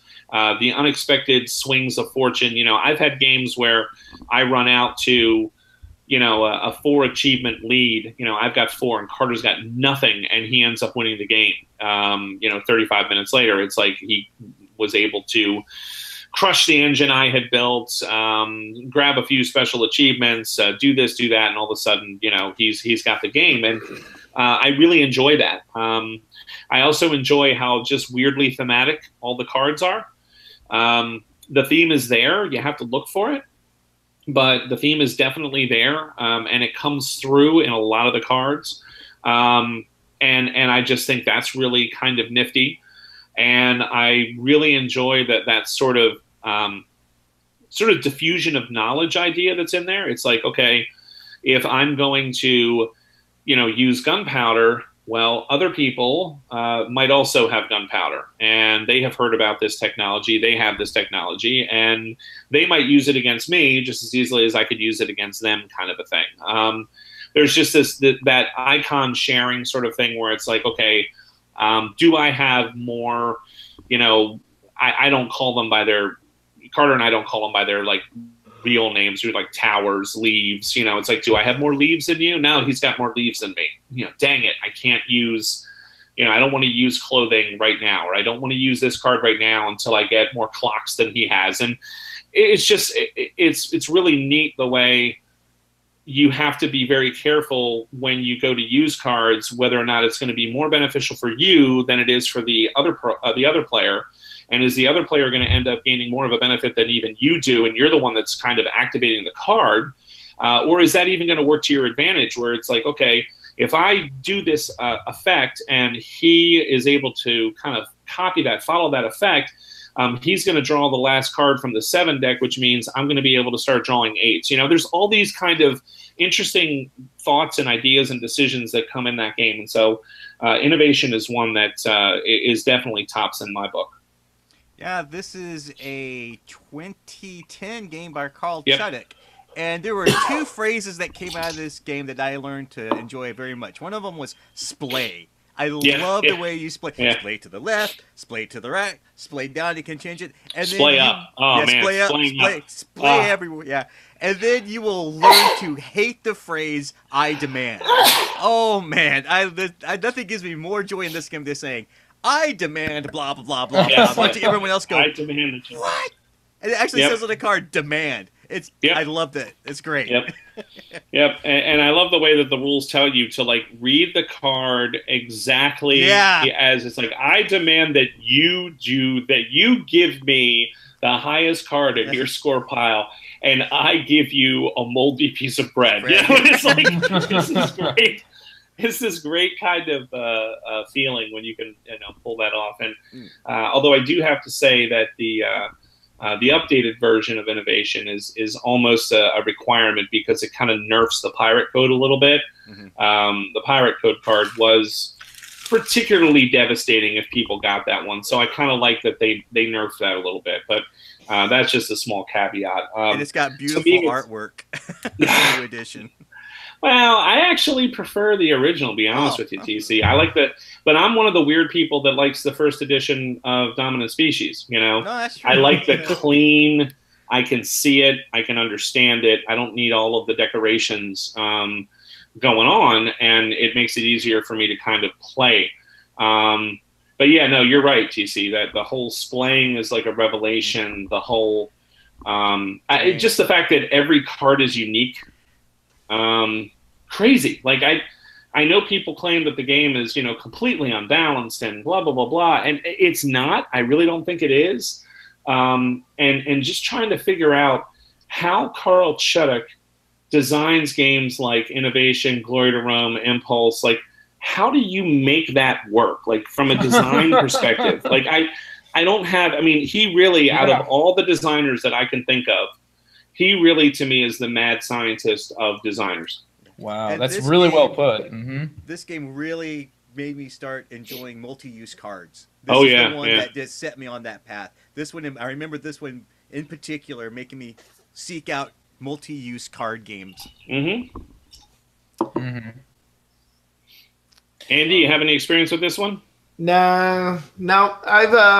I played Glory to Rome, and I think I played Matainai, and neither one of those really worked for me that much. They were both kind of brief. I think I was in both of those, and I like Matainai is kind of a sad clone. I think, and I don't think that it's really in a lot of ways that it's not attracting the same crowd. You know, like the Glory to Rome crowd plays Matainai and is like, this is too random, which is funny because when a lot of people play Innovation or Glory to Rome for the first time, they play it and they say, this is too random. And then people play it like 100,000 times and they say it's not random.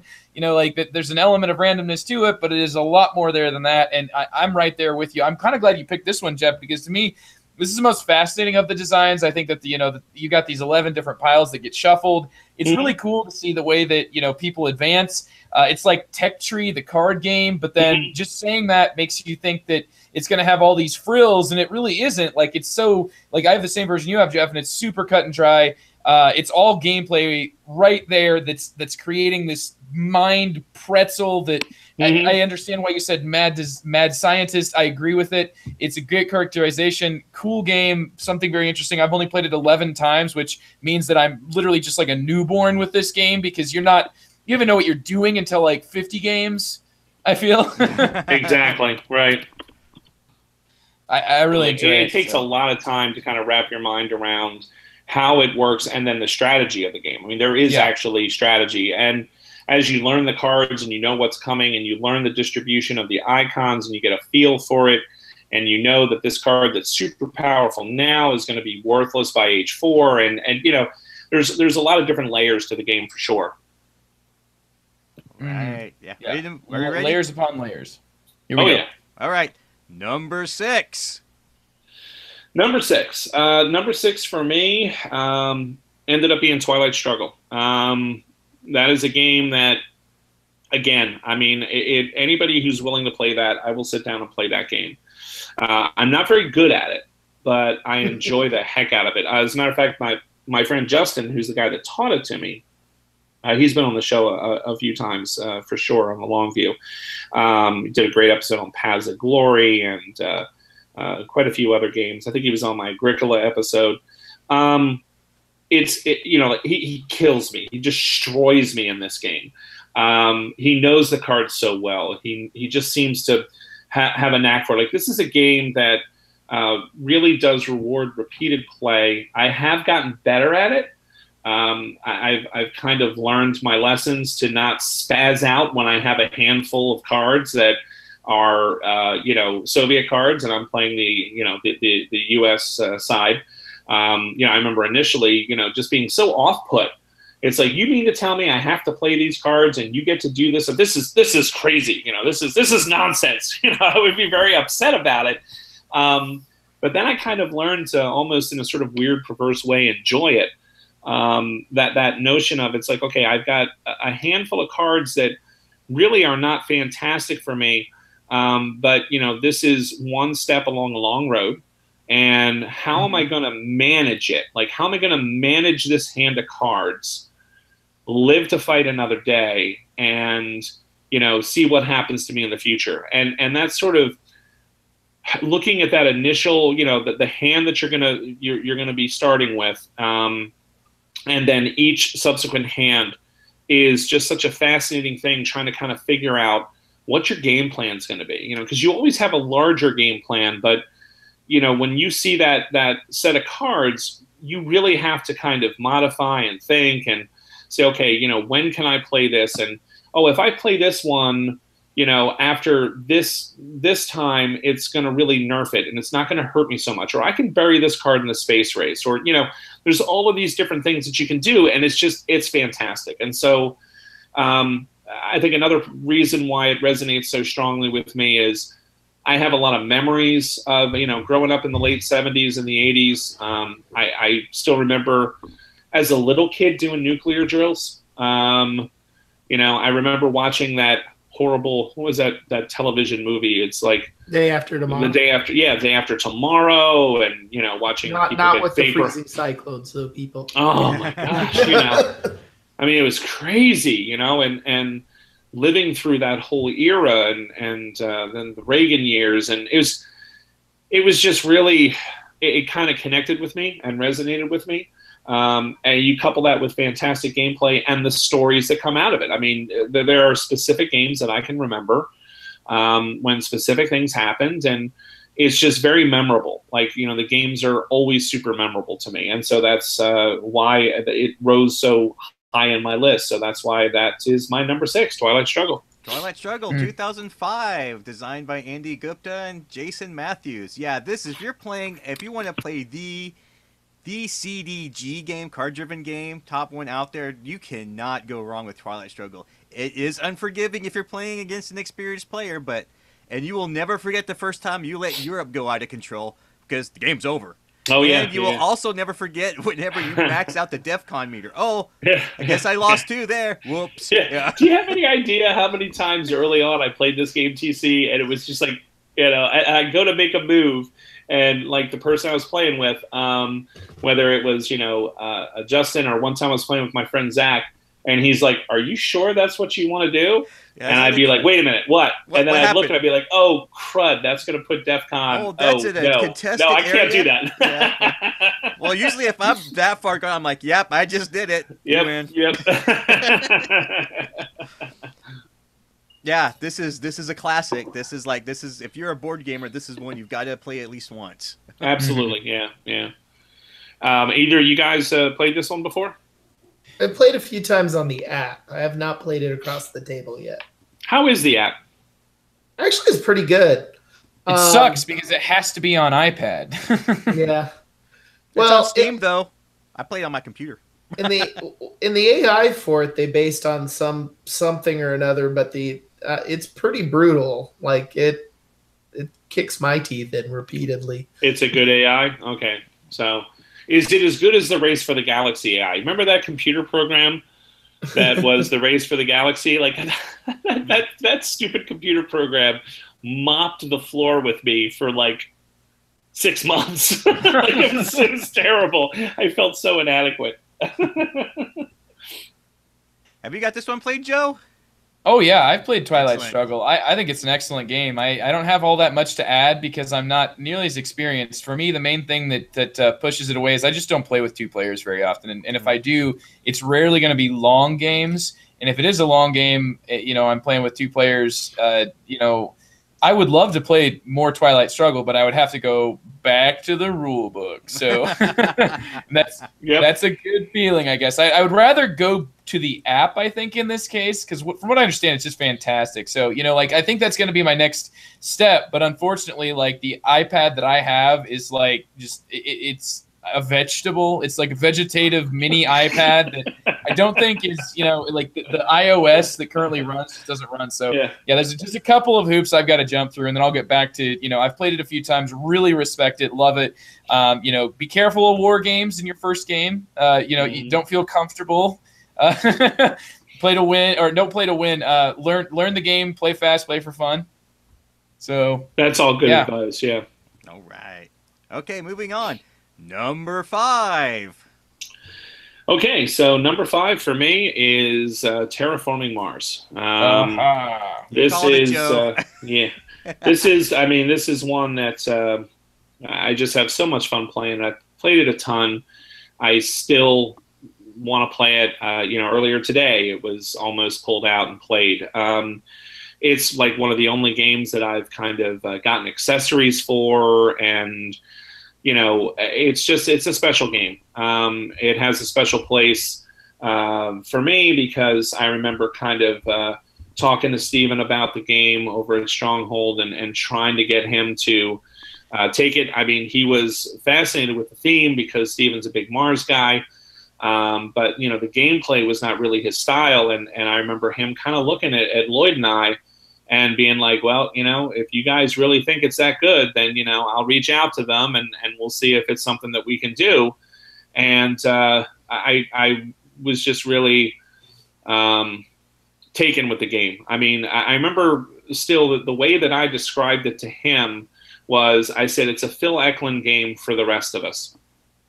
It's got all of these unique cards. It's got the great science theme, but it's not a simulation, and it's not hard to wrap your mind around how to play the game. Once you've gotten through a couple generations, it flows really smoothly. It's very clear what you're supposed to do. There's endless kind of combos that you can make, engines that you can build. It's very satisfying, and it's got such great, science theme to it. And, geez, you're just the theme just comes through. I'm slamming comets into the planet to get water vapor. I'm looking at polar dust. I'm searching for life. I'm bringing in nitrogen. I'm all of these kind of sciencey kind of concepts, giant space mirrors. It's just crazy. Really, really cool. Very thematic, and always fun for me to play. So Terraforming Mars would be my number 5. Terraforming Mars 2016, designed by Jacob. How do you pronounce this last name? Frixelis. Yeah, I got it. Awesome. Yeah, the testament that this game is still number 5 overall. Yeah.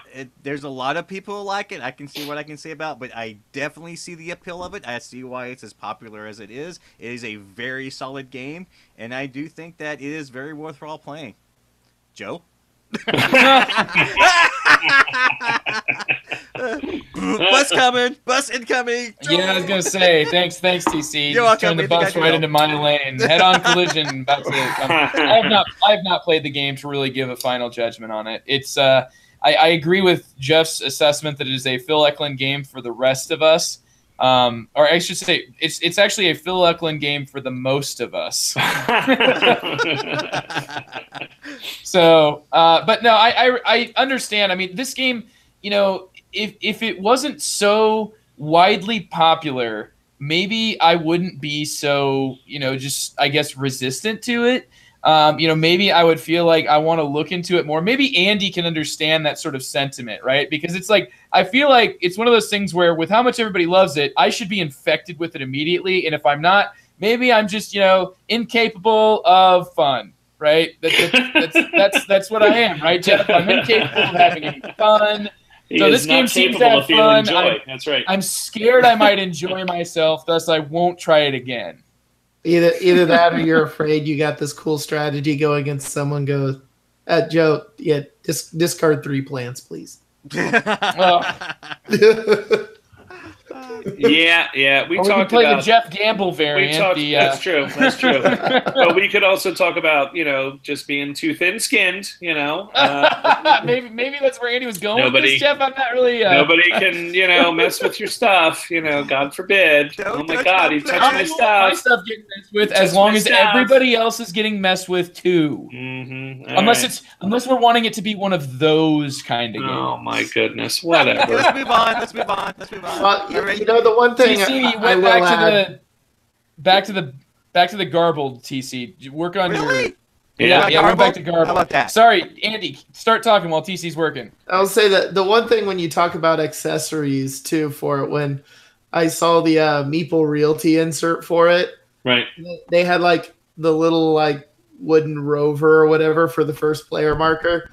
Like I was almost like, I almost want to buy this game just so I could have that laying around. So you can get a little wooden rover. Yep. The wooden rover. That was so cute. It is. It's adorable. All right. Well, Joe, we'll put you out of your misery and we'll move on. All right. Here we go. Number 5.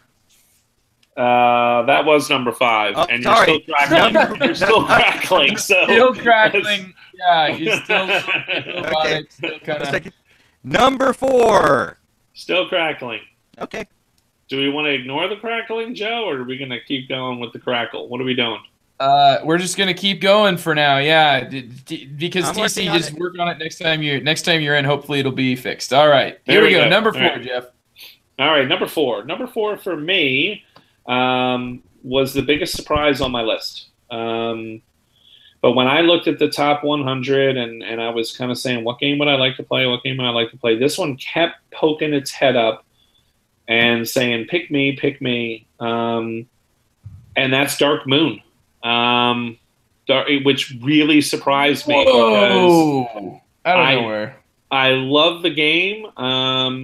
For me, I enjoy it more than the Battlestar Galactica game. I know that everybody does not agree with that, but I don't care because it's my list. So I have more stories about Dark Moon games than probably any game that I've ever played. I'm very good at Dark Moon. That helps. I'm really good at talking people into doing things that, you know, and convincing them of things that maybe they shouldn't believe. I have a knack for that, apparently, and I have a lot of success with the game. I enjoy the game.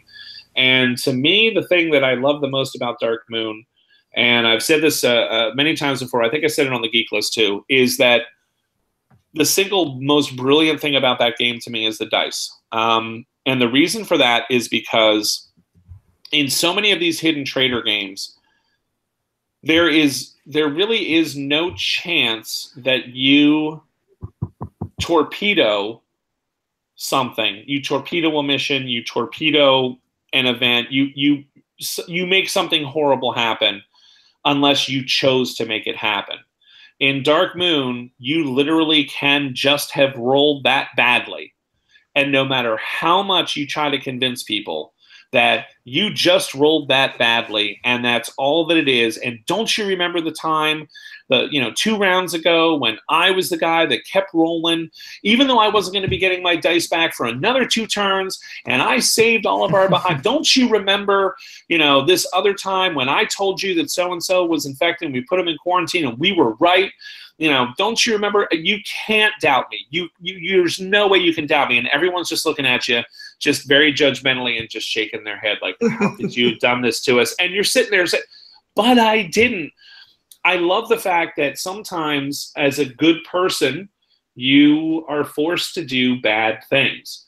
And I love that because of the cover that it provides for the players who are the infected, the players who are the traitors. Mm-hmm. Because it provides that sort of plausible deniability that an infected player can use to really kind of hide, really kind of take their opportunities to just kind of very subtly torpedo things that don't seem super important at the time, but it's like, oh, okay, well, I'm sorry, guys, I got a -1. We failed this shield test, and we put another marker out, and everybody's like, oh, it's okay, Geof. It's all right. It's no big deal. Knowing full well that the next round, when I have the dice and the card that flips up and, oh, it's another shield test. Oh, and if, or we're moving on to the next stage of the mission, perhaps, where it's like, if this mission fails, you have to add, 2 tokens to the shield. It's like, we can win this game now. And now's the moment when, people reveal themselves, and then all of a sudden it's super tense and exciting, and you don't have to hide anymore, and you just get to mess with people. There's just so many things about this game that hit on all cylinders for me.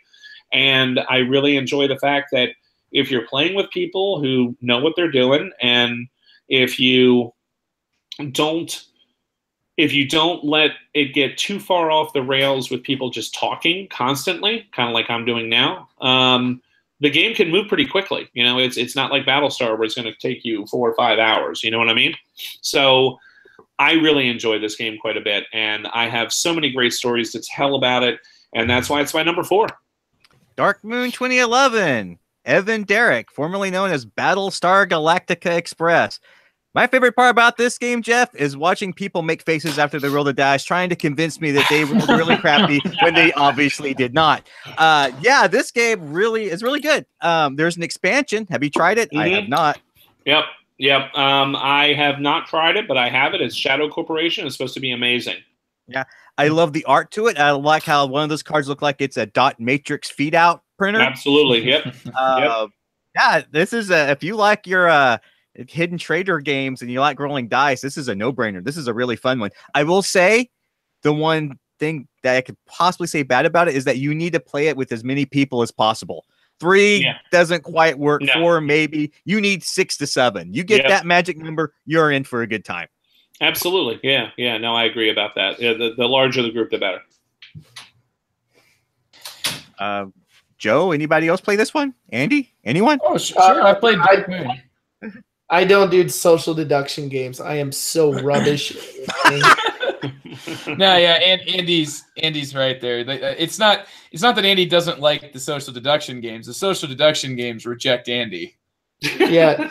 No, we played Dead of Winter once, and like I tried to lies the trader once, and like the guy looked across the table and goes, "You have a really crappy poker face, dude."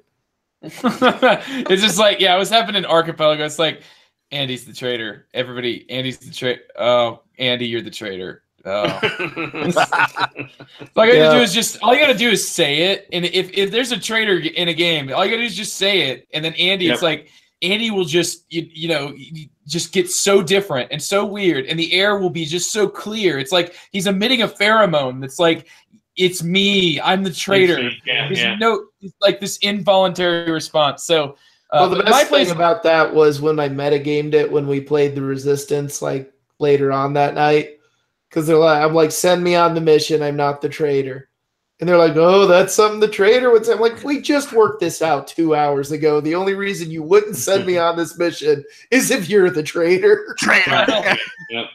Yeah. So that's therein lies, Andy, the meta. That's that meta that makes it develop. So my thoughts on Dark Moon, I mean, I enjoyed the games that I had of it. I think that what you're saying there, Geoff, about like that sort of deniability, it's kind of what I think Secret Hitler looked to add to like the Resistance, because essentially it was the same sort of idea, except instead of just you getting a success and a fail and then it being all social deduction, it's like you draw 3. And, you may or may not actually have the propaganda card that you need or whatever it is, the policy card that you need. So I see, that sort of being like, perfect information definitely makes it difficult for people to bluff. And, I appreciate that.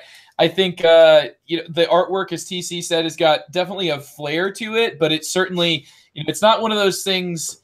Let's put it like this. I think it's one of those things that can polarize people, because it does definitely take a style that's supposed to look like kind of like your Alien, Alien 1 Aliens, where it's like that sort of green text on a computer screen, which I think it's cool. I think it works. I'm very surprised to see this high up in your list. I knew that you liked it, Geoff. I'm very surprised about that. So not gonna lie, I did not put it in the top 10 here.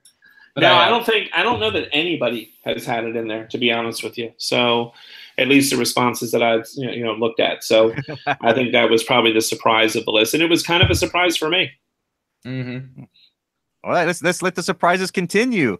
Number 3. Number 3, no surprise probably to anybody, TC, is Dominant Species. So that's. Let's see. Where did I have it? Where did I have it, though? I had it at number, crud, 5. Yeah. Is this the only one that you've guessed right so far, dude? No, I got Twilight Struggle, Dominant Species. I put Terraforming Mars as your number 1. Okay. Unfortunately, all the lower ones, though. Nope. The top 5, I've got, 3 of the games I put in your top 5 were at least on your list so far. Okay, all right. So yeah, Dominant Species is I've talked about it at length before. It's a masterpiece. There's not much more. I mean, I kind of really feel I think my number 1 is going to be very controversial, but I don't care. I think my top 3 I consider to be masterpieces, and Dark Moon's pretty darn close. It's Terraforming Mars too. Twilight Struggle is, I mean, all of these games, Innovation. I mean, they're all just fantastic. Falling down the hole here. But Dominant Species is man, what a story that game tells. And this is, again, that I never would have thought that this would have been my top 10 list until I really started to think about it. And games that tell stories, man. That's apparently it for me, is games that tell stories, games that are memorable, games that give you those moments that with a group of people that you are just going to be able to talk about, laugh about, remember, shake your fist about. Fantastic game. And, I think a lot of people know about Dominant Species. I don't know that I need to really get into depth on it other than, it's a standing game. It's one of those games where I am just involuntarily start standing and pacing and chewing on my fingernails, and it's so tense and it's so interesting, and it's just an amazing game. So Dominant Species, hands down, fantastic game. Dominant Species 2010, designed by Chad Jensen.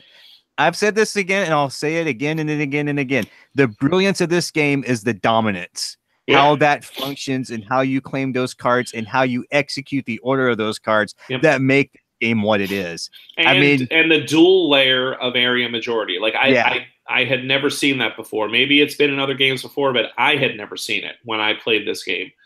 And it's like, wait a minute, you're telling me that I can have more cubes of my speed, more cubes than anybody else, but I'm not dominant?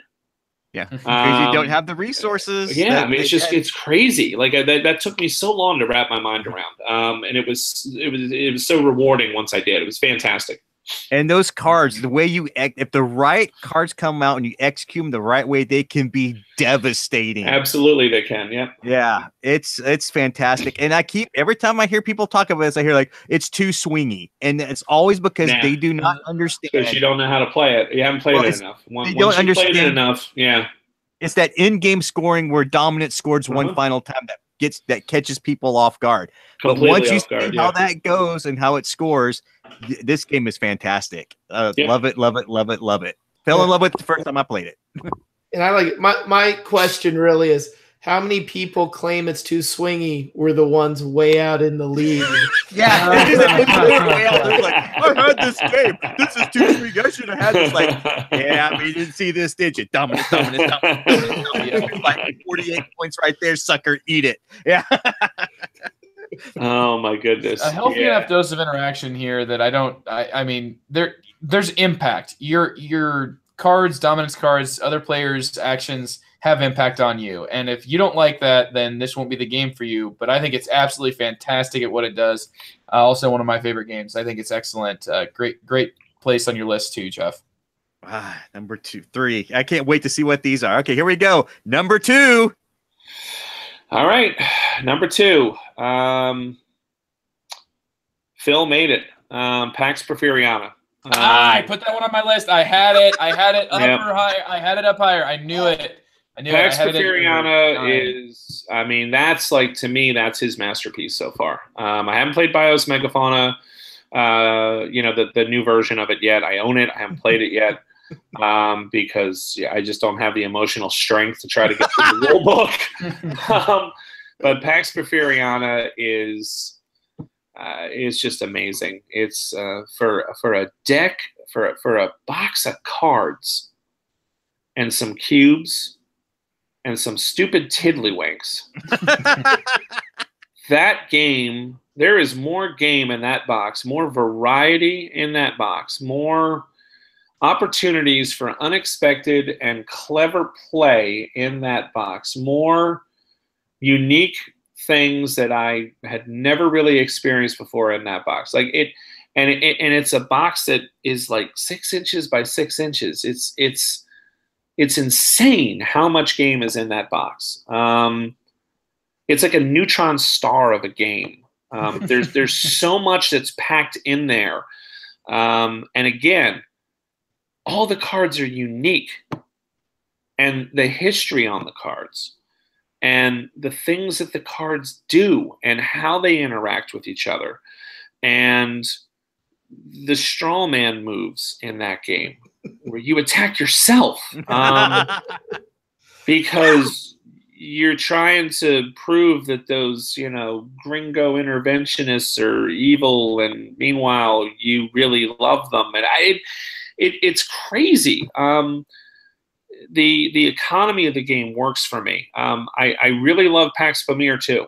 And it was close. I think it's in the top 20. Might be in the top 20. But that game is so restrictive.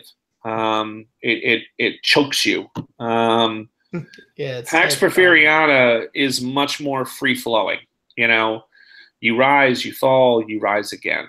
And then you fall again, and then you rise, and then you win. Or somebody else wins at the last second, and you don't know how that happened, and you got sandbagged, and oh, crud, somebody bought the church. I totally forgot about that. I didn't see that coming. Just so many things in that game. There's not enough good things I could say about it. I think it's his masterpiece, at least as far as the games that I've played. He and his son doing the sort of retheming of Lords of the Sierra Madre in a way that people can play and plays in a reasonable amount of time. It plays. I have a blast playing 2. I have a blast playing 5. Like it doesn't matter how many players I'm playing this game with. I always have a blast. So that's why it's my number 2. Hey, Pax Porfiriana, 2012 by Phil Eklund, his son Matt Eklund, I'm assuming, and Jim Gut, something like that. This is one of my great regrets. I actually had my hands on a copy of the collector's edition, the bigger box one of Pax Porfiriana. I passed on it. After that, I got 2 plays of this game in, and I was stunned how quickly you could destroy someone's engine in this game. Oh, yeah. I literally, this guy spent like 3 rounds building up this engine, and I literally wiped it off the face of the earth in one round. You see, it's been nationalized. I'm so sorry. And then, I'm so sorry, but Mexico thanks you for your contribution. I was just like, that's a thing you can do. This is crazy. Yep. And the fact that one of the winning conditions, I think, is outrage, is like, it's like it's so outraged you can win the game. I was like, wow, that's the most dramatic thing I've ever seen in a game in my life. It takes a while to get going on it. You have to have a fairly thick skin. Oh yeah, you have to play it. But if you can wrap your head around and you can endure it, it is an experience. It is fantastic. And I agree. This one I haven't played Premier. I have played PAX Renaissance. I would by far play PAX Porfiriana over PAX Renaissance. And if anybody said if I could only have one Phil Eklund game and I could go back in time and pick up this copy I passed on, I would do it. yeah, it's definitely worth it, without a doubt. So, anybody else have anything to say about that one, or is? No, I really like it too. I haven't played it as much as I like, but yeah, no, it's. I don't know. Some people have said they think PAX Pamir is easier to teach. I'm not fully sure I agree with that. No. But no, I have the collector's edition of Porfiriana. I played it several times. It's good. It has a reasonably decent solo variant, I think, that was made for it, so you can play it that way too. But yeah, I think the people who, from what I've read and what I've encountered, the people who say it's, bad or this or that, it's usually they're coming in from the Eurogame side of things, and they want to build their tableau and their engine, and they want somebody to break it into a million little pieces in front of them. If Joe gets upset when someone destroys 3 plants, oh my God, how he's going to take to this game. No, I should own this game, and I mean that in 2 different ways. First of all, I want to own the game. Secondly, I actually did participate in a math trade about 2 years ago in which I won this game. I traded away a $60 plus game for like the collector's edition, I believe it was, and then the person never sent me a game. Wow, that's terrible. So I haven't done a math trade since then, and every time I play, I have played it. I do think that just me, I prefer the tightness of the economy of PAX Pamir over Porfiriana. But yeah, I also wish I owned this game because I should, and I don't think I'll ever actually buy it simply because I'd feel like I was buying a game that I already purchased. And in some dimension somewhere, I own this game, but just unfortunately not the one that we're talking in right now. Well, if I ever get my hands on another copy, I will send you one. I'm going to intercept it in the mail, Jeff. I'm going to intercept it. Oh, Joe, I don't know what happened to it. It's so weird, but I got a copy. You're also in the horrid Eklund reprint cycle, so if you can find a copy for not ridiculous prices. Right. Yeah. I traded like a full box game for that 6x6 little thing, so... Well, I give to everyone about Sierra Madre PAX games or any of them when they're like, convince me I should buy this game. And I'm like, no, if you even think you might want to play this game, buy it. Because at the very least, you're going to make a profit on it. Yeah. Yeah, that's true. That's true. And if you piddle around for another month, you may never see it again. I gotta pull the trigger on Megafauna just because I know if I don't get it now, it's not gonna happen. Oh, it's good. Well, you know who has Megafauna. Yeah, I know. And John Company. Yes, yeah, got to go over to Carmen out there. Hello. Yep, hello. Shameless plug for Carmen. There we go. I'll do it surplus. Oh my goodness! All right, here's the moment we've all been waiting for, ladies and gentlemen. We are at Geof Gambill's number one. Hold on. Before we go, I just wanted to say, here's my thoughts. Like I think, looking at what I've got here, you said it's controversial, so I'm not sure, but I have the ones you didn't put on here: Brass, Through the Ages. Concordia, which I know that's gone. Le Havre, also no way, and then Viticulture. So, those were ones I put. Like I already said the other ones. So, but those are what all I spread, and I have a feeling that nothing that I just said is going to be just number one. And I'm thrilled to figure it out. It's the Hello Kitty Let's Be Friends game. Yes, that's it. You guess it. Exploding my kittens, money's Joe. on Hansa Teutonica. It's Hansa Teutonica all the way. Coming from out of nowhere, yes, from left field. The comeback kid, Geof Gambill, now loves Hansa Teutonica. No, not even close.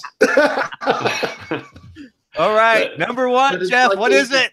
I want to keep building that same route over and over and over and over. Number one, huh? All right, here we go. My favorite theme for any game, hands down, is civilization building. And any kind of game that comes out that's a civ game, I'm going to buy. And I'm a sucker for it. And, I had so many great plays of Civilization and Advanced Civilization. Not enough, but I had so many great plays. Loved that game. Hated the catastrophe cards. I just absolutely hated them, but loved so much about that game. But when Clash of Cultures came out and I had the opportunity to play that game, that became my number one civ game. And I had so many fantastic plays of this game. That's why Clash of Cultures is my number one game. I can't describe what it was like to play that game for the first time. It had the dudes on a map kind of part of it. It had exploration. It had, interesting navigation rules. It had trade. It had development. Just the way the whole systems work with the city pieces and then the range being equal to the number of city pieces and the tech tree. My God, the tech tree. The tech tree was just phenomenal. Like I had never really seen anything like that before. Absolutely loved it. The sort of event system and the goal cards and everything about this game, it kind of packed everything that I love about a civ game and put it into one package. And then when the expansion came out for it, and I grabbed that, and now I have the differentiation between different cultures. Oh my God, that's fantastic. And it's elephants.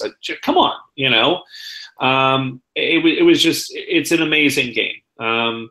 I think when, I kept going back and forth, Advanced Civ or Clash of Cultures, Advanced Civ or Clash of Cultures. And I ended up going with Clash of Cultures because I enjoy the tech tree more than I enjoy the progression table.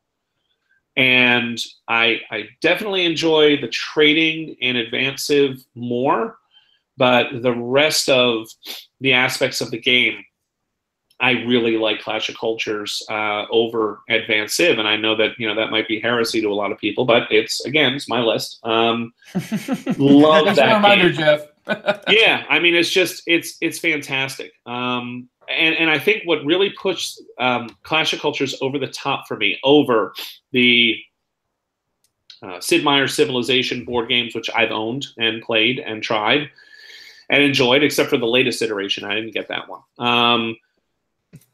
I mean, God, I tried Martin Wallace's Tempest, you know, not a very good game. Any Civ game that I could find, I played, I tried. Progress, Evolution of Technology, you know, Tech Tree the game, you know? Yeah, that one didn't really work for me. I enjoyed it for like the first like 6 plays, and then I was like, eh. It had a really gross mechanism where you could like dig through the discard pile. It just felt really sloppy. It's just, ugh. But this game, what put Clash of Cultures over the top for me, and in all honesty, was the cultural influence. That whole mechanism in this game, whereby my civilization can be so awesome and amazing that, you know, you, Joe, and your little civilization, come on, admit it. You want to be like me. You really want to be just like me. I am the United States with blue jeans. Come on. You want my blue jeans. You want my rock and roll. Okay. I want your stadiums. I want, you want this. And want your team sports. And I am going to convert your city pieces into my city pieces. They're going to score me points at the end. And I don't have to fight you at all. All I have to be is awesome. And since I'm awesome, I can actually win without having the big, stupid, testosterone-filled battle at the end where everybody has to fight each other. I can win through so many different ways in that game, including this kind of cultural dominance. I absolutely love that. And it's one of the things that separates this game, to me, from all of the other Civ games. So that's kind of a summary of why that game's my favorite. That's my number one. I would play that anytime with people who wanted to play that with me. That is Clash of Cultures 2012 by Christian Markuson or Marcus. Okay, the thing that this is a surprise, but it really shouldn't have been. Because I'm dumbstruck, dude. Yeah, but the thing I really enjoyed about this game, the thing that blew me away about it, was how clean that tech tree was. It's on that board. It's right in front of you. You just had to put cubes in the empty spots to get your tech up. It's right there. It's right in front of you, and it's clean and concise. After playing, I don't know how many up-teen games of Twilight Imperium 3rd Edition, where that tech tree is just out of control, seeing that type of tech tree done that well on a board was very refreshing and very cool to see. I've only played the base game. I haven't played the expansion to it, but I really did enjoy my few games of this I had. And but it's that tech tree that makes that stands out for me on this game in particular.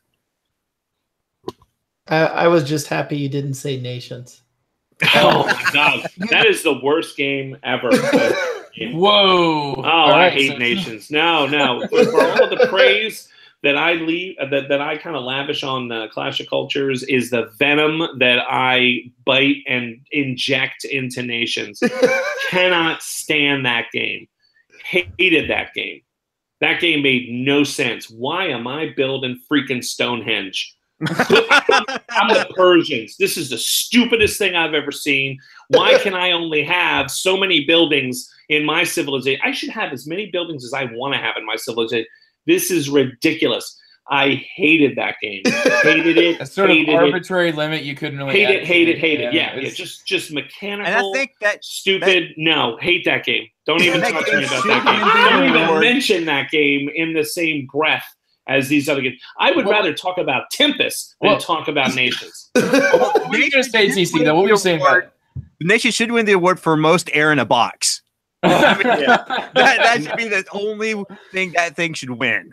Hate that game. God, there are very few games that I just actively just dislike, and that's one of them. Nations perplexes me because I just feel like I think that if you like it and you've played through the ages, I think you would just play through the ages. I think that the only people who would reach for Nations over through the ages would be like people who are looking for, like a less of a, civilization experience and more of just like a, hey, you get all kinds of really cool stuff. And, like it just has the it's like you take all the teeth out of Through the Ages and also take all the tension. So it perplexes me, Geoff. I don't think I hate it as much as I just, I feel nothing towards it, which maybe maybe it means I like it even less than you, because you can say that like having that strong of a reaction. Right. The opposite of love is the opposite of what is it? The opposite of love is indifference, not hate. Is that what you're saying? Yeah, and that's more the way I feel towards it. So I mean, I get it, but like let's bring this back to Clash of Cultures, because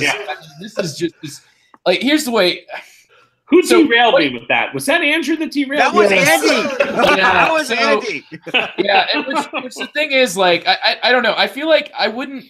I'm just really confused, because like I don't know, Geof. Like I guess when I was getting to know you, I felt like you were having reactions to nations that I would have characterized them if I'd said the exact same as what you said. Which is that, like, here I am having this sort of love-hate relationship of I'm not sure how to take it with the way that the combat works, and the dice hate me. And I thought if I was saying that about a game, I would be saying like, I love everything about this game, but this element of it is just like why? But I guess like that was just me misinterpreting and assuming that we shared apparently some sort of an ideal there, where you were just identifying that, and that was like part of the story that was coming out, and you love that story. Not so much, like I mean, I've played like Clash of Cultures several times, and it seemed like I love the same aspects you love about it. I think the cultural influence is cool. I don't think I go as crazy over it, because to me it's just not that impactful. It's like it's about points at that point. It's not really like I get to use that building. It's not. To me, it is an aspect. It's a separate way to win, which is interesting. But the way that the battles are handled, it's like I feel like there's not. Like warfare doesn't even happen, I feel like, until like the last. It's almost like the end of the game, and then this one giant battle happens, and there's no battle afterwards, and it's a whole bunch of really high stakes dice rolls that just, to me, like the rest of the experience is so cool. And I'm surprised, because you say like to me, Clash of Cultures shares a lot with Eclipse in that way, where it's this really cool game with all these really cool things in it, and then it ends up ending in what I call like just a smoking ball of dice. And I really do enjoy the elements of the game, but I just like, I don't want to have that be what it comes down to every game, even though it does make for a memorable experience and something that's distinct. It's, I also agree with you that the expansion is almost necessary, because like you're just like these really vanilla cultures. Though it's a beautiful, elegant tech tree, like you said, wonderful. I love that tech tree. Love the tech tree. I mean, it's actually a tree, as opposed to like, I mean, my baby, the Civ game Through the Ages, doesn't really have a tech tree. It's not much of a tech tree. There's no real tree to it.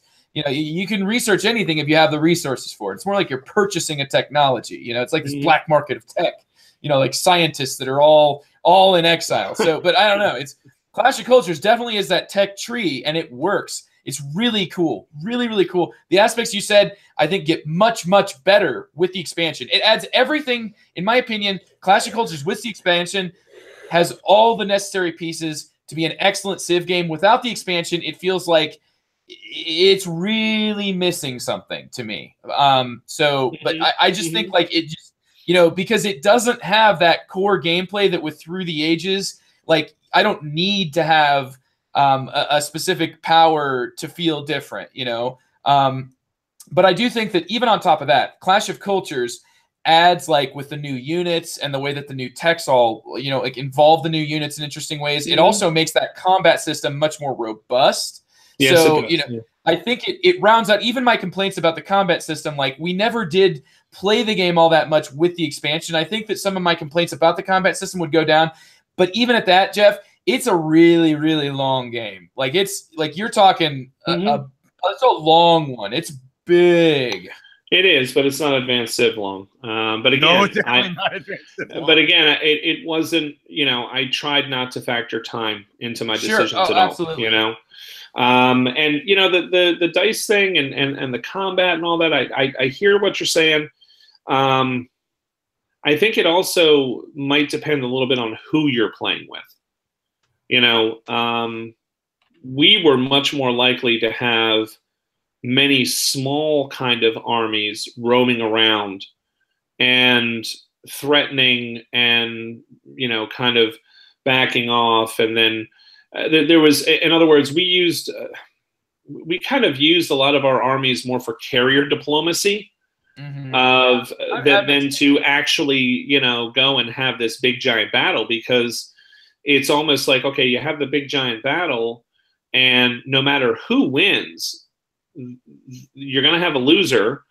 And then the other player is also going to be a loser, because you're kind of leaving yourself open in all of your cities for people to just kind of waltz in and just blast you. And so, you know, a lot of the people that I've played the game with, we didn't have the murder ball thing. Like, we didn't have the big, you know, let's all just face off at the end and have a dice fest, because it wasn't our play style, you know. No, I mean, get it, and it wasn't necessarily play style for us to do that. It was just that when one player does that, then you know, like when one player does that, then you kind of have to react to it. You have to respond. Yeah, you have to respond. And I get what you're saying. The logistics of it do force you to, like, if you're going to have a battle at the end here, if you're going to go military at all, you have to commit to it. Like, it really is like you're throwing out a lot of the game. But then if you don't commit to it, then there really isn't war in the game at all. And then you become this powder puff player that doesn't like fighting and just gets really upset when people, you know, destroy their plants.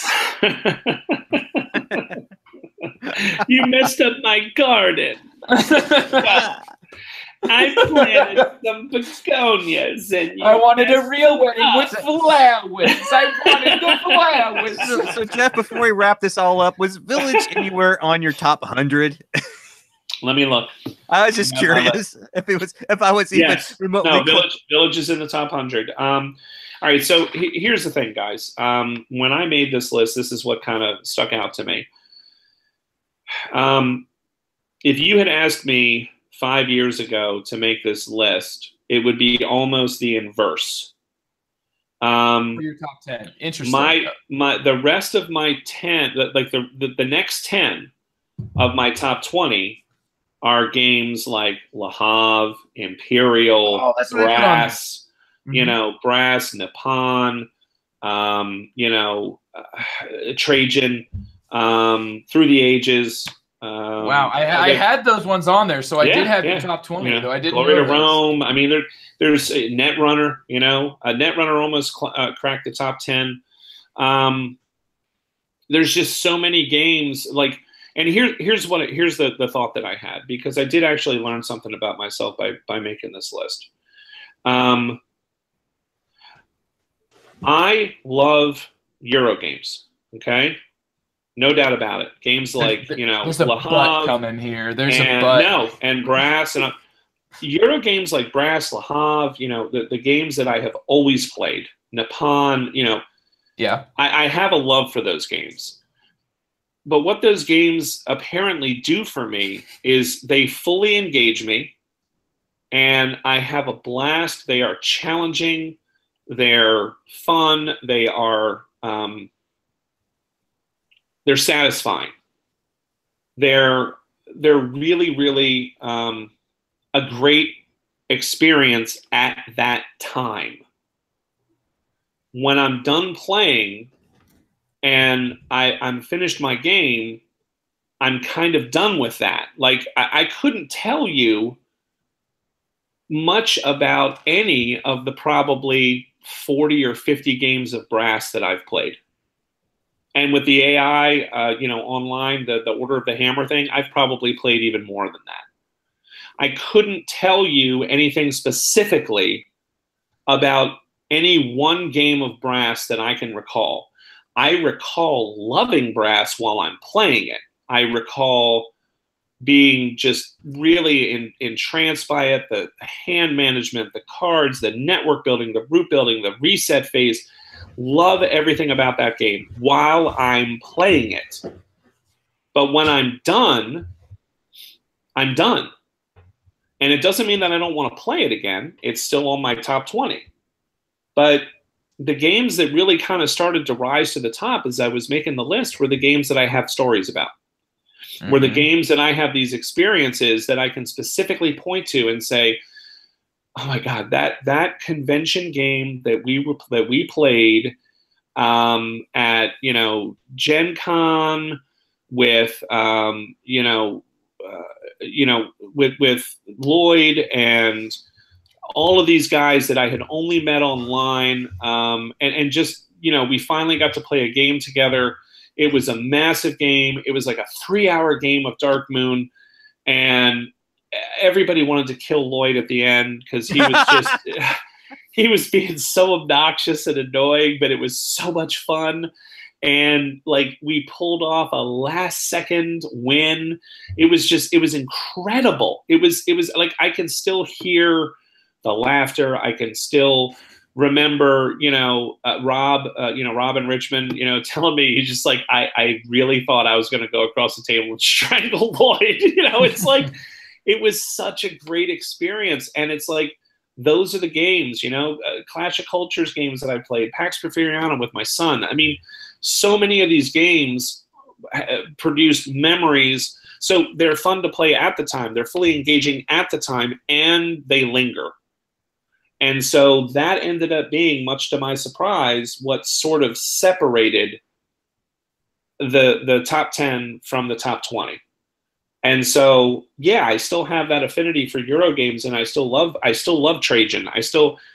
But it didn't rise to the top because of that reason. I don't know if that makes any sense, but that's kind of what I learned about myself as a gamer by making this list. I guess I've changed.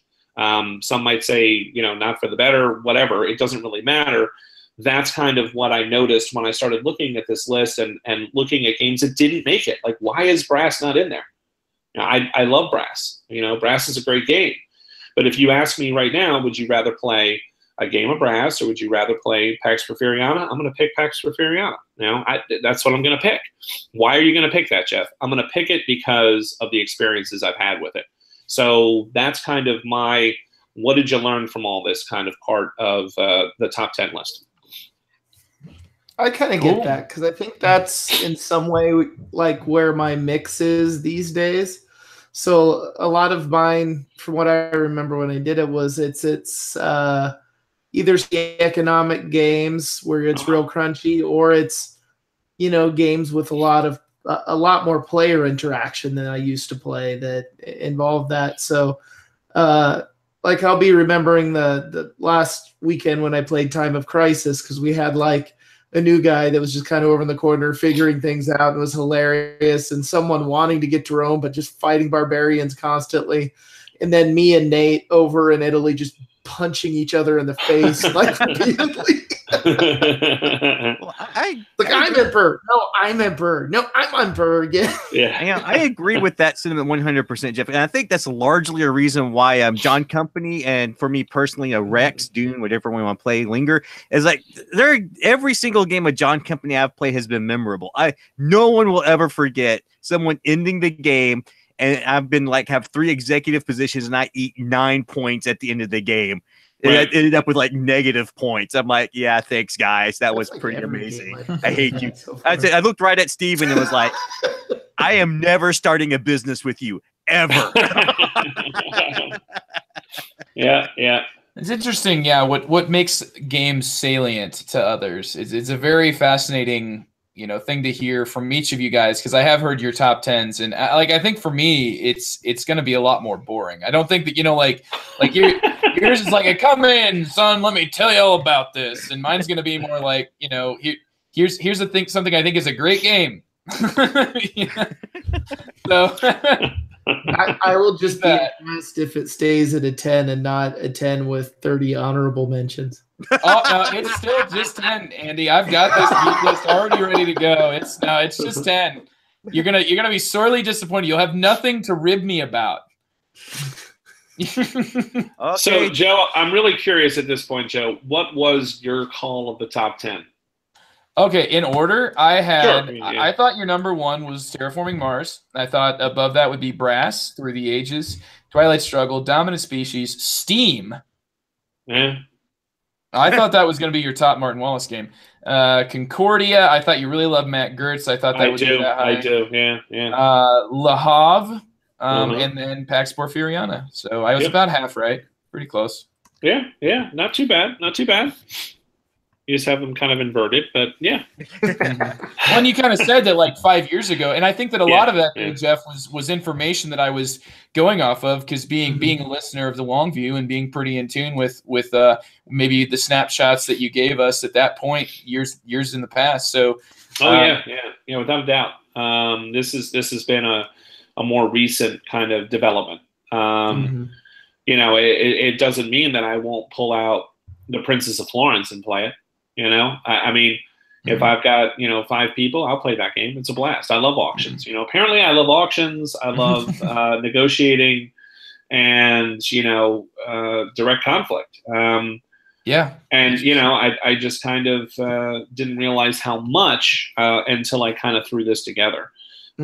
Because, there's so many great Euro games, but I kept kind of putting them up against these, and it just wasn't working for them. But I kept on putting Euro games in this top 10, and I think there's probably a dozen games that I had in here because I think when I first did this, I had 25 games out of your top 100 that I thought could be it, and I skewered it down to only these ones because I was like, okay, hold on, which ones did I put on here because I'm being optimistic that Geof and I are just soulmates, and which at what point is should I go off of what and then Geof I betrayed has said? you? Yes. Well, I think I've played every single one of your top 10 games and enjoyed them thoroughly. So that was a surprise. Nice. That's pretty high praise there, TC. That's TC. I forget how much from TC's list. It was really just like, holy crap, man! Like you've played so many games. You have the basis for things. So I mean, and I think that goes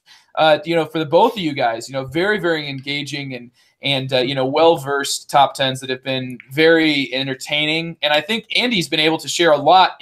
I think that Andy, Geof, can kind of that sort of direct conflict that has entertained and captivated you and Phil Eklund games. I think Andy can share that in some of the games he plays as well. Absolutely. Yeah.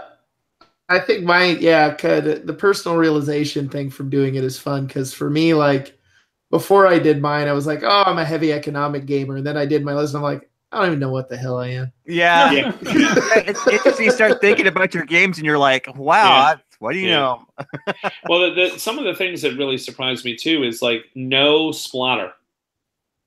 I couldn't believe I didn't have a splatter in there. Antiquity is on my list.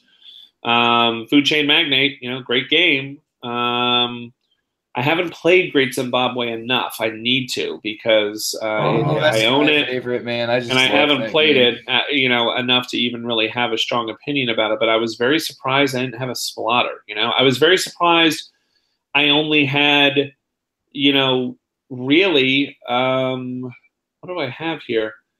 Lacerda, Vital. I've got CO2. I love CO2. But his others really didn't make my list in the top 100. And that surprised me. And also the sort of lack of co-ops, yeah, I noticed that. It was a striking lack of co-ops. Yeah. Which kind of surprised me as well. But I think I kind of have moved away from that. I like competitive co-ops, but not just pure co-ops apparently much anymore. So people's tastes change, I guess that's what it is. But yeah, it's been a lot of fun, and I appreciate, you giving me the opportunity to go through this. Sure. And, well, hey, Geof, of course, dude, it's great, but we're not done yet, man. We still got to get our hypes in. Make it quick. Come on, let's go. Yeah, you got Clans of Caledonia here, Geof. So you didn't put Terra Mystica or Gaia Project anywhere on your top 100. So I mean, Clans of Caledonia. What are you hoping for, dude? I have no idea. I'm just going in, boys. There's whiskey. Yes, I like that. Enjoy that. There's a modular board. I like that. But it's not. There's resource upgrading and conversion. I like that. Carmen got him in, and I was like, oh yeah, I saw that game in Essen. I went by the booth, I don't know how many times, thinking about pulling the trigger on it. Do I get it? Do I get it? Do I get it? No. And then, when I saw that Carmen had, I was like, fine, just let me have that. I want to try it out. I want to see what all the fuss is about. And it looks like it'll be fun. And so I really don't know why I'm looking forward to it. I just know that there was a lot of buzz about it at Essen. There was, always a line. People were really digging this one. And I just want to see what it's all about. And so I'm looking forward to it. I want to see, what it does and if it has a chance of replacing anything in my collection. So that's maybe a weak hype, but that's my hype. I'm looking forward to getting that one. So try to strengthen it a little bit. Like Clans of Caledonia is a game that I enjoy. It definitely has some similar feels it gives me to other games that I would prefer. But my little brother, who Geof, you've gamed with him, and he just adores Clans of Caledonia. Cool. It just totally hooked him, captivated him. It is a Terra Mystica that I'm willing to teach, if I could put it in a phrase. So maybe it's that's an interesting way of putting it. Yeah, that's an interesting way to put it. And and Will is my favorite, so I'm gonna go with that. he's really the best, Alan. Yeah, everybody at the Good Board Ugly, the whole audience. I just want you to know, if it was hosted by my brother, I apologize for the lack of quality and hosting. I throw a bowl for the wolves and take the dogs. That's good stuff. Nice. All right, so that's my hype. What's yours, Joe? Oh, You've been sitting in stunned silence with your head to the side. Andy and I are doing a little tag team here. So here you go, Andy. Here's the handoff. That's a football reference, by the way, Andy. Not a hockey one, not a basketball one, a football reference. That's when you've got handoffs. Okay, here you go. Okay. Oh, sorry. Soccer. Yeah, soccer. Football. Exactly. Yeah, you got the ball in your hands in soccer. Yep. Yeah. Anyway, I'm gonna hype. I just got a notice about this a couple days ago. An expansion is coming out for Time of Crisis. I've been really enjoying that game, and the expansion seems to really up the game a notch. So what I've heard about it so far is that it's going to include players. So because one of the complaints, I guess, for some people was they can only play at 2, 3, and at 4. And they feel like that loosens it up too much. So this will kind of tighten it back up.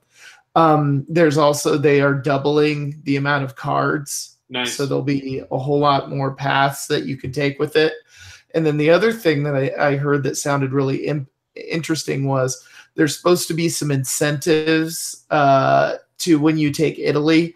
And there's some kind of token or something where you are emperor, and there's incentives for you leaving Italy and going on campaign with the emperor, but then you can be killed and lose your connection to Italy. So that's like this risk thing. It's like, well, I can get more points if I go do this as emperor, but then I'm not safe anymore. And I don't know. It just sounds like it's going to maybe up it from like a lightish war game to maybe closer to a medium light war game with still kind of those cool deck building elements. So I'm really looking forward to trying that. Yeah, it's already at 424 on the P500. It's almost there. The thing that's got me excited about this is the Emperor. The fact you can throw him on the board and start wrecking havoc with him. That, I mean, as it is, you just claim it in his victory points. But man, if you can throw it, you can get that presence on the board and start utilizing it. I'm game. I'm all in for that. That by far has got me more excited and more cards to play with. Just being able to be the Emperor and just terrorize people. I think that's going to be fantastic. Well, cool stuff. Geof, have you got a chance to try Time of Crisis yet? Yeah, I've played it quite a few times. I really, really enjoy it. Think it's a very accessible game.